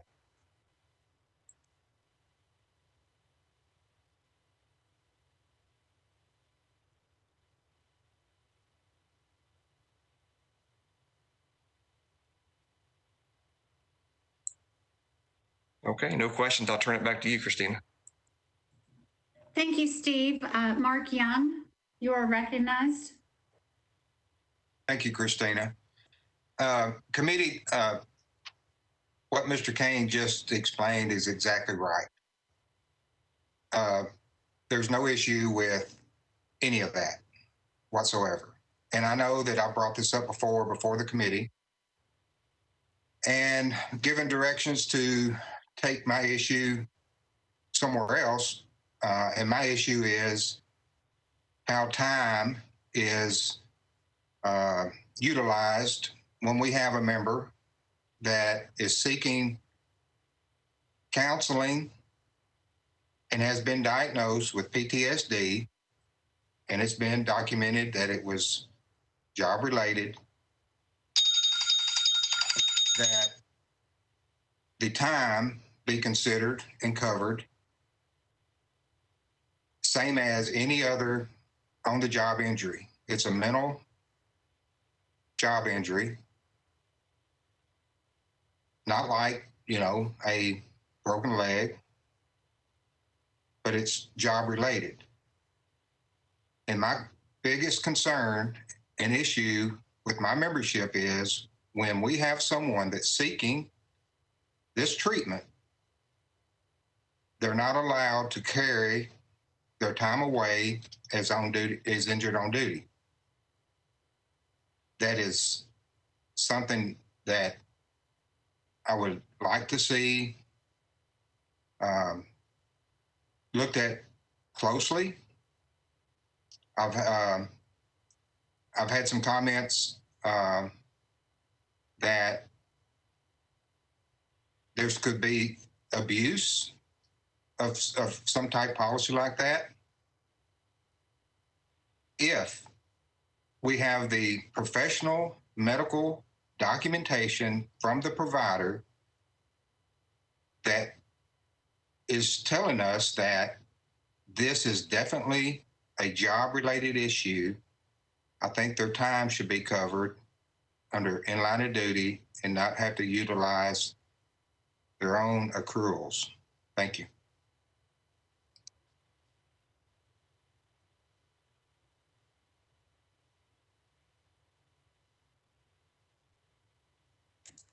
Director Hall, you were recognized. Thank you, Christina. I just wanted to share some information related to Mr. Young's kind of request. I think the issues he raises are legitimate concerns. There are two pieces of information I want to make sure the committee is aware of. One, the issue of leave time, specifically injury on duty leave or time, is not under the benefit system, the jurisdiction of the Employee Benefit Board, or the study of benefits under the Study and Formulating Committee. That jurisdiction is really in the Civil Service Commission component at the discretion of the department. We also, I think, compounding parts of the issue are that not necessarily related to leave time. There is a legal standard associated with job-related compensability on PTSD or psychological job-related injury claims.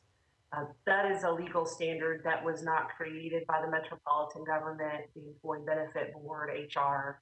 I know that Nikki had to leave the call. She's fairly well versed and is actually the person that for the entire time I've been at Metro has provided that legal guidance. And I think it creates hurdles and barriers for departments to grant the job-related leave that Mr. Young is speaking of. But I wanted to at least provide that context, and I didn't want to, I certainly don't want to put Macy on the spot if that's something she's not prepared to address, but there is a legal standard related to psychological job-related stress claims that is often provided to the Employee Benefit Board when they are reviewing those claims. And the request regarding leave time is not under the jurisdiction of the board and the Study and Formulating Committee.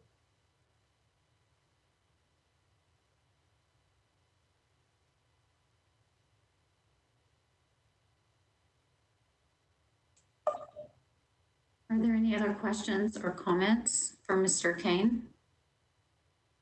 Christina, can I make one more comment just so that it's at least properly framed in reference to this conversation?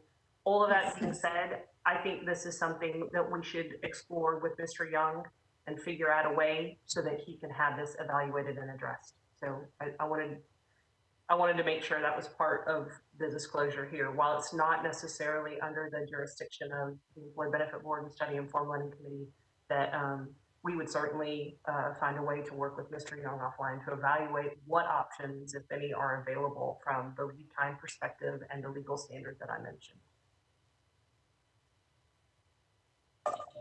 Thank you, Director Hall.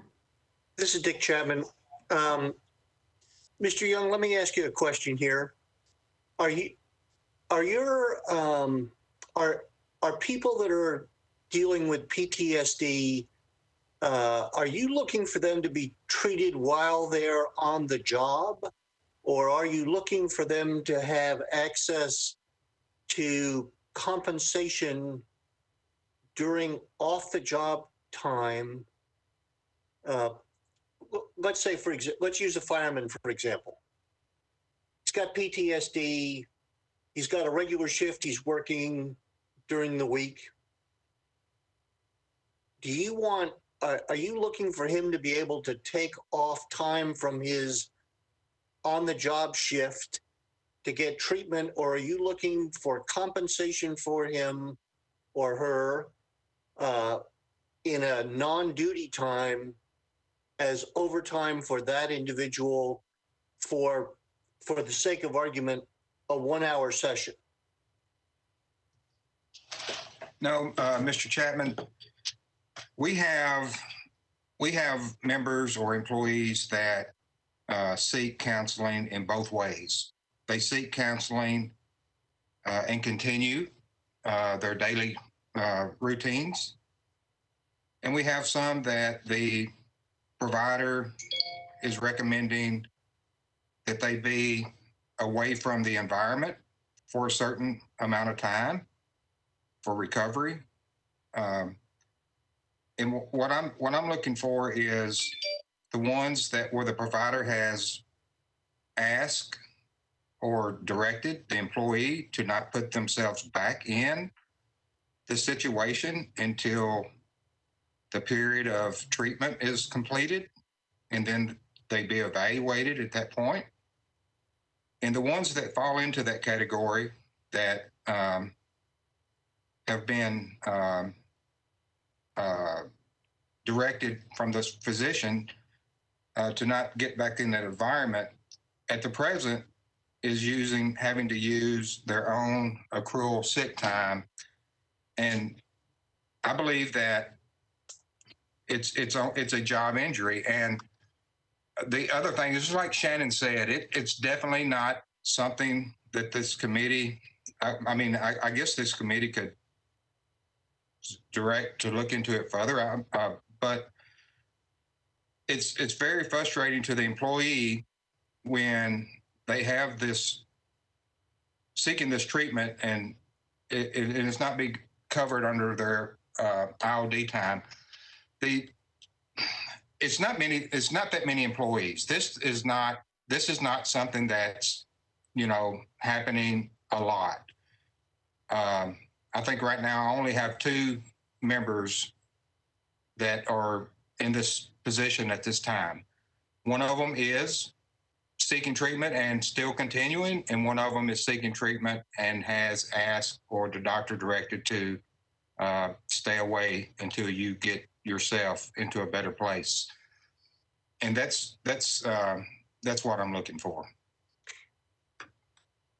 And the review process there is the same as for any IOD injury when people are looking for essentially being off the job and on IOD time.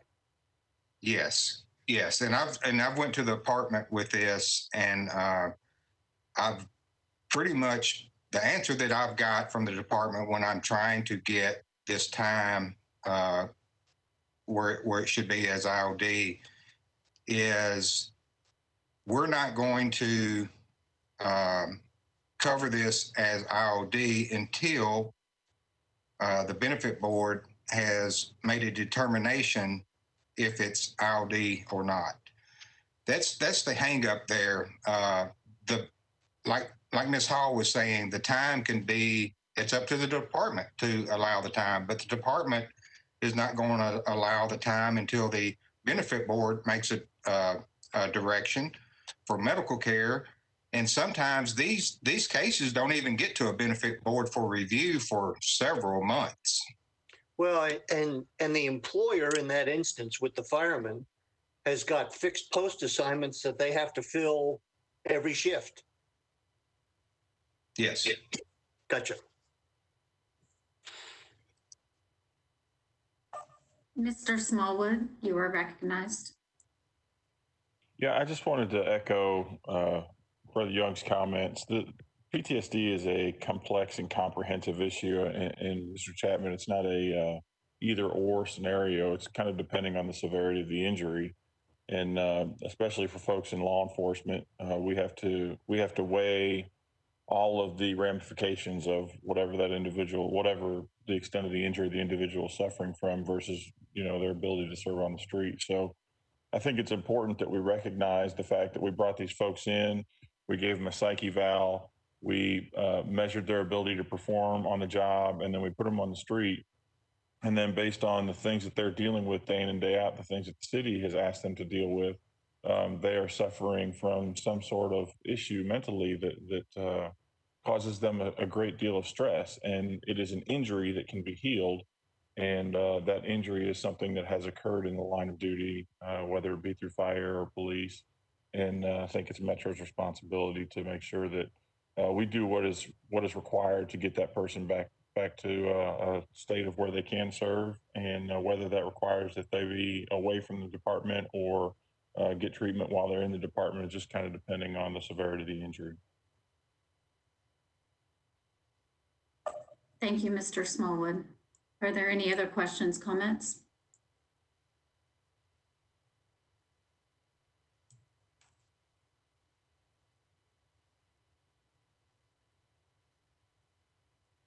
Okay. Thank you, Steve Kane. You're welcome. Okay. If no more questions or comments on that item, we will proceed to item number 4. Item number 4 is the overview of items presented at the Study and Formulating Committee. Every committee member should have received a spreadsheet of items that have been reviewed thus far. As a result of the meetings of this committee, we've heard a lot of items, and this spreadsheet is intended to help you see what the path forward needs to entail. First, we are likely to have 2 meetings in January and 1 meeting at the beginning of February.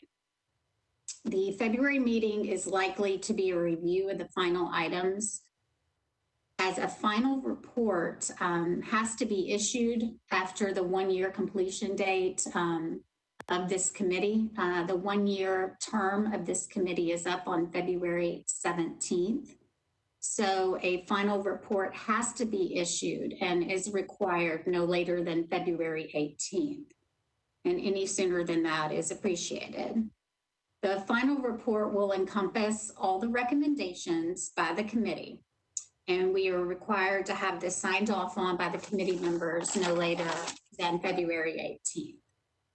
Secondly, we need this committee to make some formal recommendations to the Employee Benefit Board. One was made on item number 1 earlier. We cannot issue the final report until you have made recommendations that you choose to. Listed on this spreadsheet are possible recommendations which you can make. You can make other recommendations, or you cannot make a recommendation, whatever you deem necessary. Please note that we've put a deadline of February 1st in order to make sure that we can produce your recommendations in the time allotted. Therefore, the committee needs to render recommendations or offer no recommendations for the items that they've heard. Thirdly, as you guys have studied items, each of these items likely has a cost, as we discussed with the first item earlier, associated with implementing it, or a cost savings as a result of implementing it. And those actuarial costs are necessary for the board to consider and execute any possible changes. So at this point, you might want to go ahead and ask Finley to cost all of these items. There is a budget to cover this. This is customary and usual for the Study and Formulating Committee. This would be a good time to do this and give Finley time to have this information ready for that first or second meeting in January. So at this time, if you have reviewed the spreadsheet, I will leave it up to the committee to discuss if they would like to ask Finley to cost any of these items, and if they would like to make any recommendations on the items they have heard thus far, not make recommendations, or possibly make other recommendations. This spreadsheet is just intended to be helpful and kind of put everything in one place so the committee can kind of see what they've reviewed so far. And I will leave it to the committee at this point, and the chair, Mr. Rucker. Hi, thank you, Christina. I would like to ask the committee to get their thoughts on moving forward and requesting the costing information. One thing that I want to the committee to also consider is Ms. Stagg's request for the possible costing of a cost of living adjustment inclusion in the recommendation of the PPO out-of-pocket max language. So I want to get your thoughts, committee.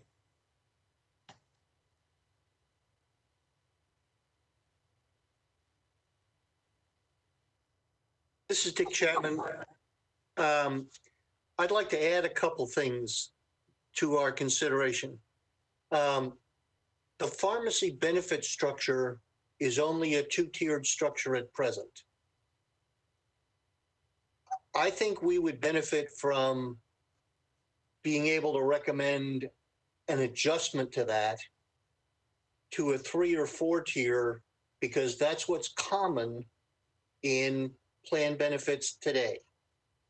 And I'll leave it to the actuaries to pick out a couple options to look at to cost out. I know from my experience, pharmacy has gone from like 3 or 4% over a course of 30 years, 3 or 4% of the benefit cost to maybe a third of the benefit cost based on the availability of pharmaceuticals.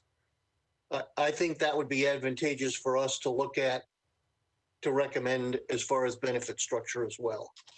The other thing is, one of the items that the employee survey indicated and the finance director asked us to look at was coming up with some financial education material.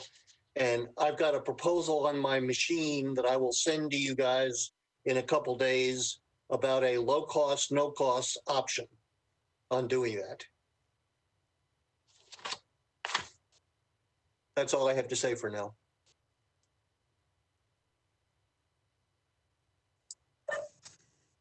Are there any other questions or any other, recommendations by the other committee members? And Cleo, we would need motions and seconds and to vote on any recommendations or any actuarial costing or savings at this point.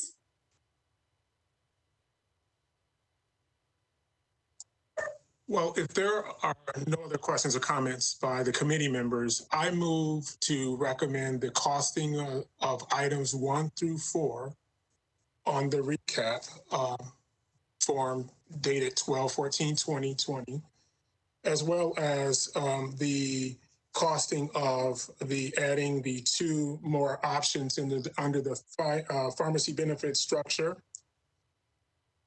and the costing of adding a cost of living adjustment to the PPO out-of-pocket maximums. Thank you. Mr. Rucker, I am not prepared to vote on that motion without a little bit more dialogue. I can support that motion with one exception. And on this Excel spreadsheet is the idea that we would completely remove from the Metro Code section 38110, which would eliminate the out-of-pocket maximums. And I think the dialogue here today has been to consider some alternative to that. So I am not sure it is wise for us to have Finley go on and cost out that first item. other than that issue, I can fully support your motion without further dialogue.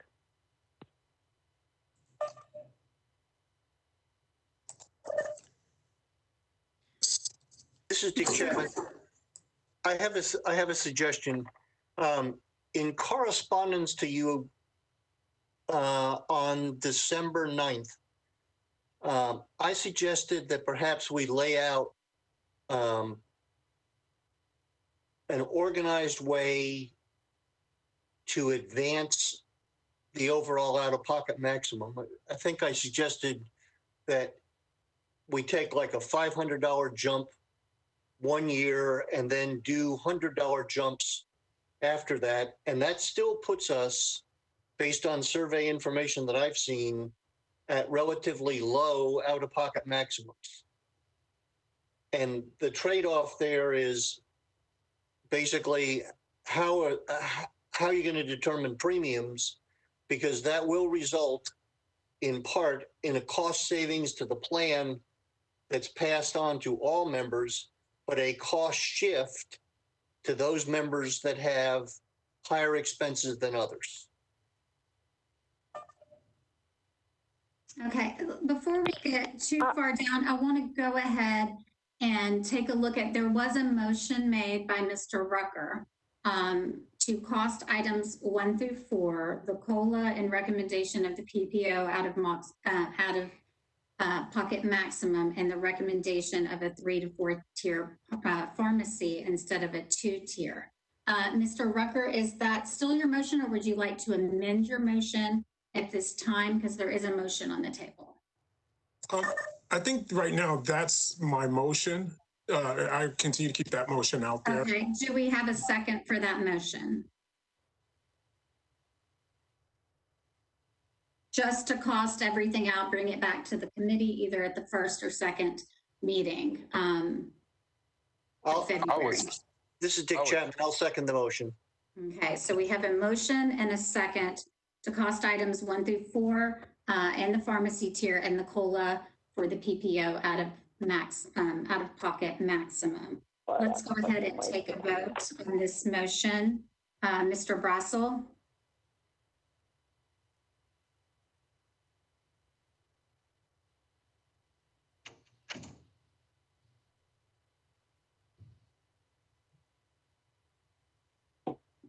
Mr. Brassel, you may be on mute.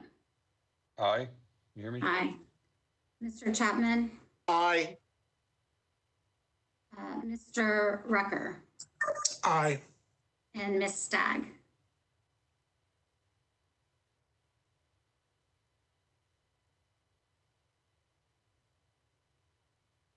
Ms. Stagg, you may be on mute also.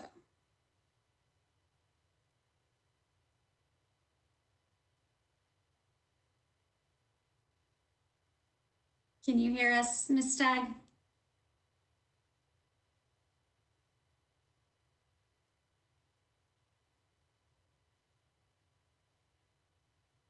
Is she unmuted? Can you hear me now? Yes, I can hear you. Thank you. Sorry. Do you have a vote on the motion? My response is aye. I would like to note for the record that I support Mr. Chapman's concept of looking at a structured approach with regard to item number 1. Okay, thank you. Okay, so that motion has been approved to do the costing on all those items.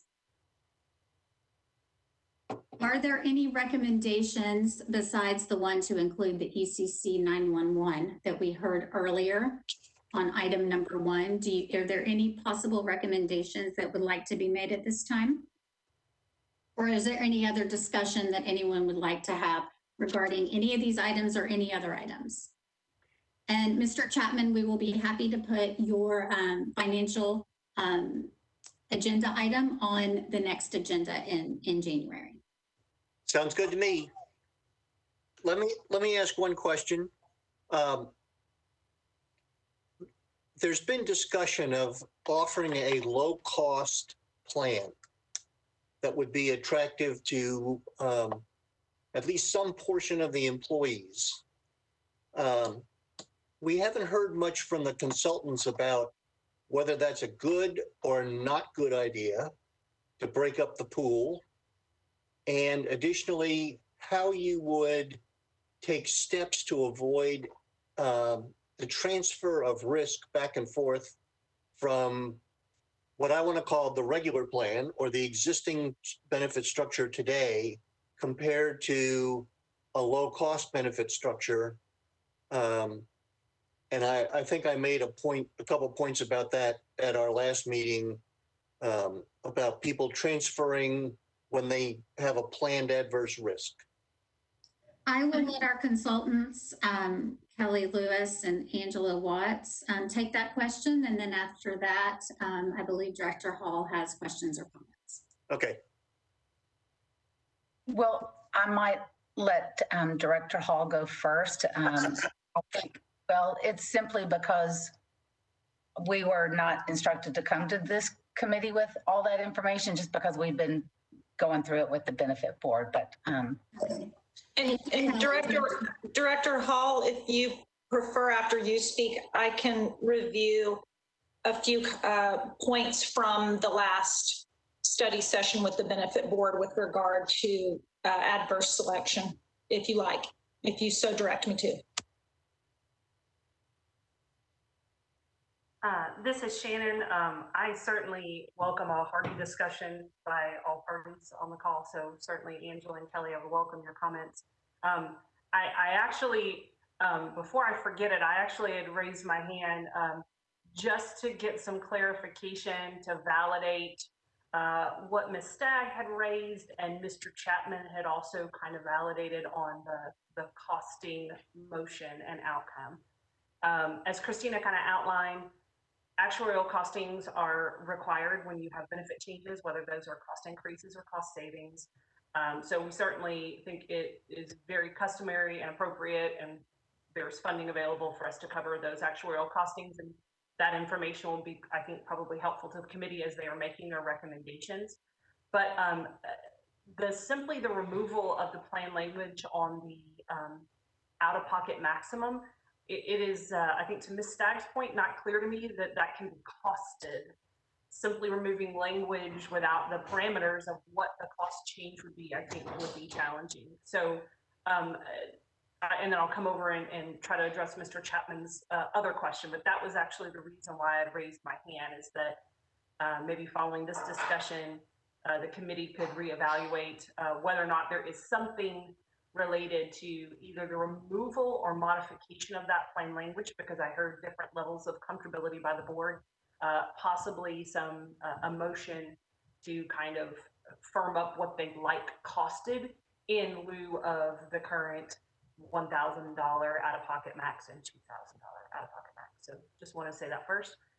Then shifting back over, Mr. Chapman, the only reason why we haven't necessarily discussed the third cost low health plan option with the Study and Formulating Committee is that a prior Study and Formulating Committee has already previously made a recommendation to consider other health plan design structures.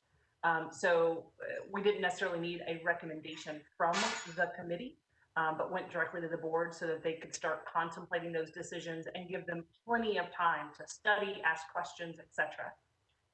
I will say that these were initiated by staff for two reasons. One, the workforce insight assessment data clearly outlines that there are a number of employees in our population for which we are making it unaffordable for them to get the health care that they need. That was a big part of the results coming out of that workforce insight assessment. And two, we receive that exact same validation verbally every single week at new hire orientations. It's the number one complaint, that even the 25% portion that they are paying of the plan is too much a cost for them to bear, but we are legally requiring them to provide coverage.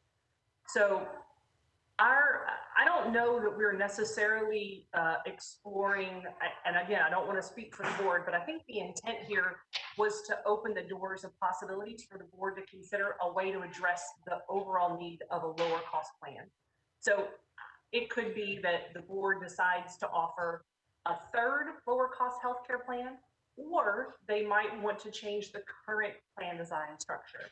We were just trying to open the door so that the board can make whatever decision they deem fit to try to address that particular need. So we absolutely are talking significantly about adverse selection, how to mitigate those risks. Obviously, a lot of the peer city data that we presented in this presentation, which was the same information we presented to the Employee Benefit Board, shows that there are a number of our peer cities that are offering a lower cost health plan option and mitigating those adverse risks successfully. These plans have been in place for a number of years. So Deloitte's actually been talking to us about strategies to help mitigate that adverse selection so that you don't have people jumping from plan to plan. But I think my guess is that the board is likely going to explore either a third cost healthcare plan option in order to address another low cost health plan need, or modify the plan design they have in one of the two plans they have now. Probably not all of those things. That may be too much of a change for our population at this time. But frankly, we know that there's a need and there's a couple different ways to get there. It seems like one of those ways is likely the way. So our intent with opening the conversation with the Study and Formulating Committee is because we need the recommendation on the code, but I don't think it's necessarily that the board will go after all those things. Just giving them plenty of options to find an appropriate way to meet that need, if that makes any sense at all. This is Dick Chapman. I'll tell you out front, I'm going to vote positively to remove the language of the Metro Code. Okay, so I'll put that aside. If you want to see what I said about changing the out-of-pocket maximum, if you go to my correspondence of 12-9, look at item number 8. There was a proposal I laid out there because the head of the FOP had expressed concern at, I think, our last meeting relative to taking too large a jump in a single. So I laid out an idea of how to do this, and it would take 5 years to implement my idea, which brings you to the next fun experience with another group of people appointed by a mayor. So you could phase that in, or you could ignore that. But that was my idea, was to phase that in so it didn't have, so it balances an adverse impact it's going to have on certain members of the plan against the premium increase that's avoided by other members of the plan. Actually, by all members of the plan, including the taxpayers. So that if you're looking for someplace where there's a proposal out there, that's kind of where it is. And you also have a pledge to do what you think needs to be done. Mr. Chapman, are you making any motions of formal recommendations? You haven't got me there yet, because I don't think the other, I think we want to see some cost. I think we want to see some cost estimates. For example, if you buy the proposal to do a $500 jump and then 4 $100 jumps in the out-of-pocket maximum, the actuary ought to be able to say what that would mean, because the actuary does have access, I'm assuming, to data about the distribution of benefit payments to the members of the plan. And if they don't have that, they can get that from Blue Cross or someone else. Mr. Smallwood, do you have a question or comment, or is your hand raised from a previous question? I just don't want to overlook it. I'm sorry, it must be. No, that's certainly okay. I just want to make sure everybody has the opportunity. I would like to add some clarification, and thank you, Director Hall, because you really illustrated that, my initial request wasn't as clear as it could be. So currently our out-of-pocket max is pretty static with the 1,000 and 2,000 max. When I requested the cost of living costing, the cost of living adjustment costing, it was in addition to those maxes. So that's basically what I would like to see. Mr. Rucker, would you like to amend your motion just so we are clear, so the actuaries know what they are studying with that amendment? Yes, absolutely. I moved to amend my original request for the out-of-pocket maximums to actually include the costing of, in addition to the 1,000 single and the 2,000 family maximum, the addition of a cost of living adjustment on top of that from, up until 2027. And I understand it's hard to just, project the cost of living adjustment without it being there, but that's my motion, sorry. Is the seconder of that motion comfortable with that? I believe that was Mr. Chapman. I agree to that amendment if you're also going to cost out my suggestion that was in my correspondence of the December 9th, which is a $500 jump and then 4 $100 increases to move it to 2,000. Mr. Walker, are you comfortable with that addition? Yes. Of costing? Okay, so we have a motion and a second to amend the initial motion. Let's take a vote. Ms. Brassel? Yes, please, go ahead. I'm so sorry. I do understand Mr. Chapman's, because it sounds like we would be proposing a couple of costings, which I think it's totally appropriate. The committee should study and evaluate and cost any of the things they'd like to consider. So I'm very supportive of that. I just want to make sure I understand Chair Rucker's recommendation.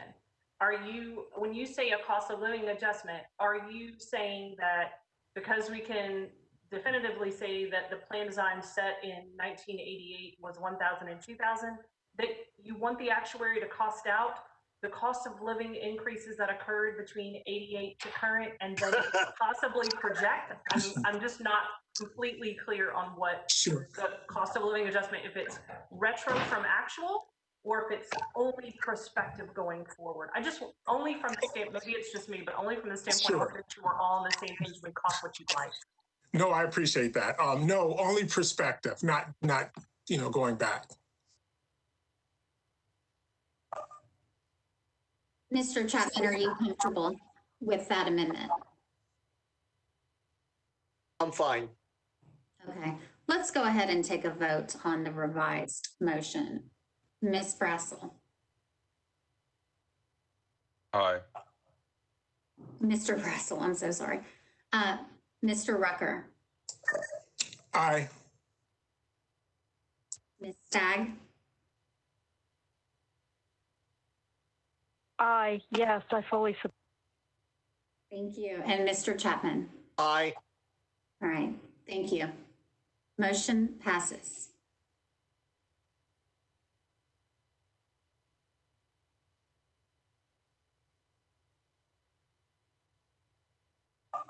Any more recommendations, conversation, thoughts on costing, thoughts on any of the possible recommendations, or coming back and seeing what the actuarials have for cost savings at this point? Does this set of recommendations that you reviewed include the idea of moving all of the Medicare eligible retirees who are Medicare eligible by virtue of age over to the Medicare Advantage plan that's fully insured?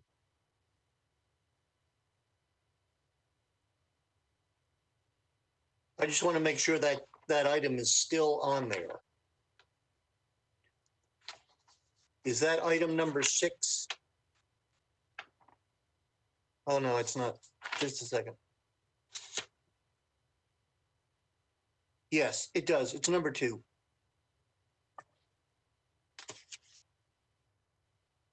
Under medical care. Got it. Thank you.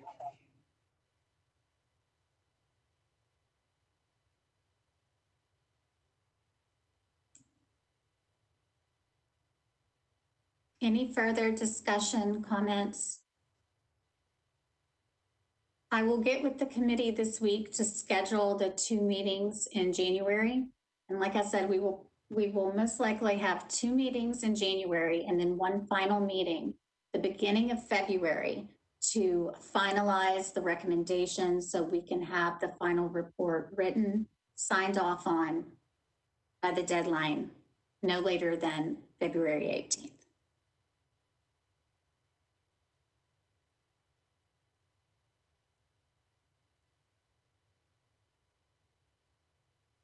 Okay, if there's no more questions or no more deliberation, this meeting is adjourned. Thank you all. Thank you. Thank you. Thank you. Very good presentations today. Thank you, guys.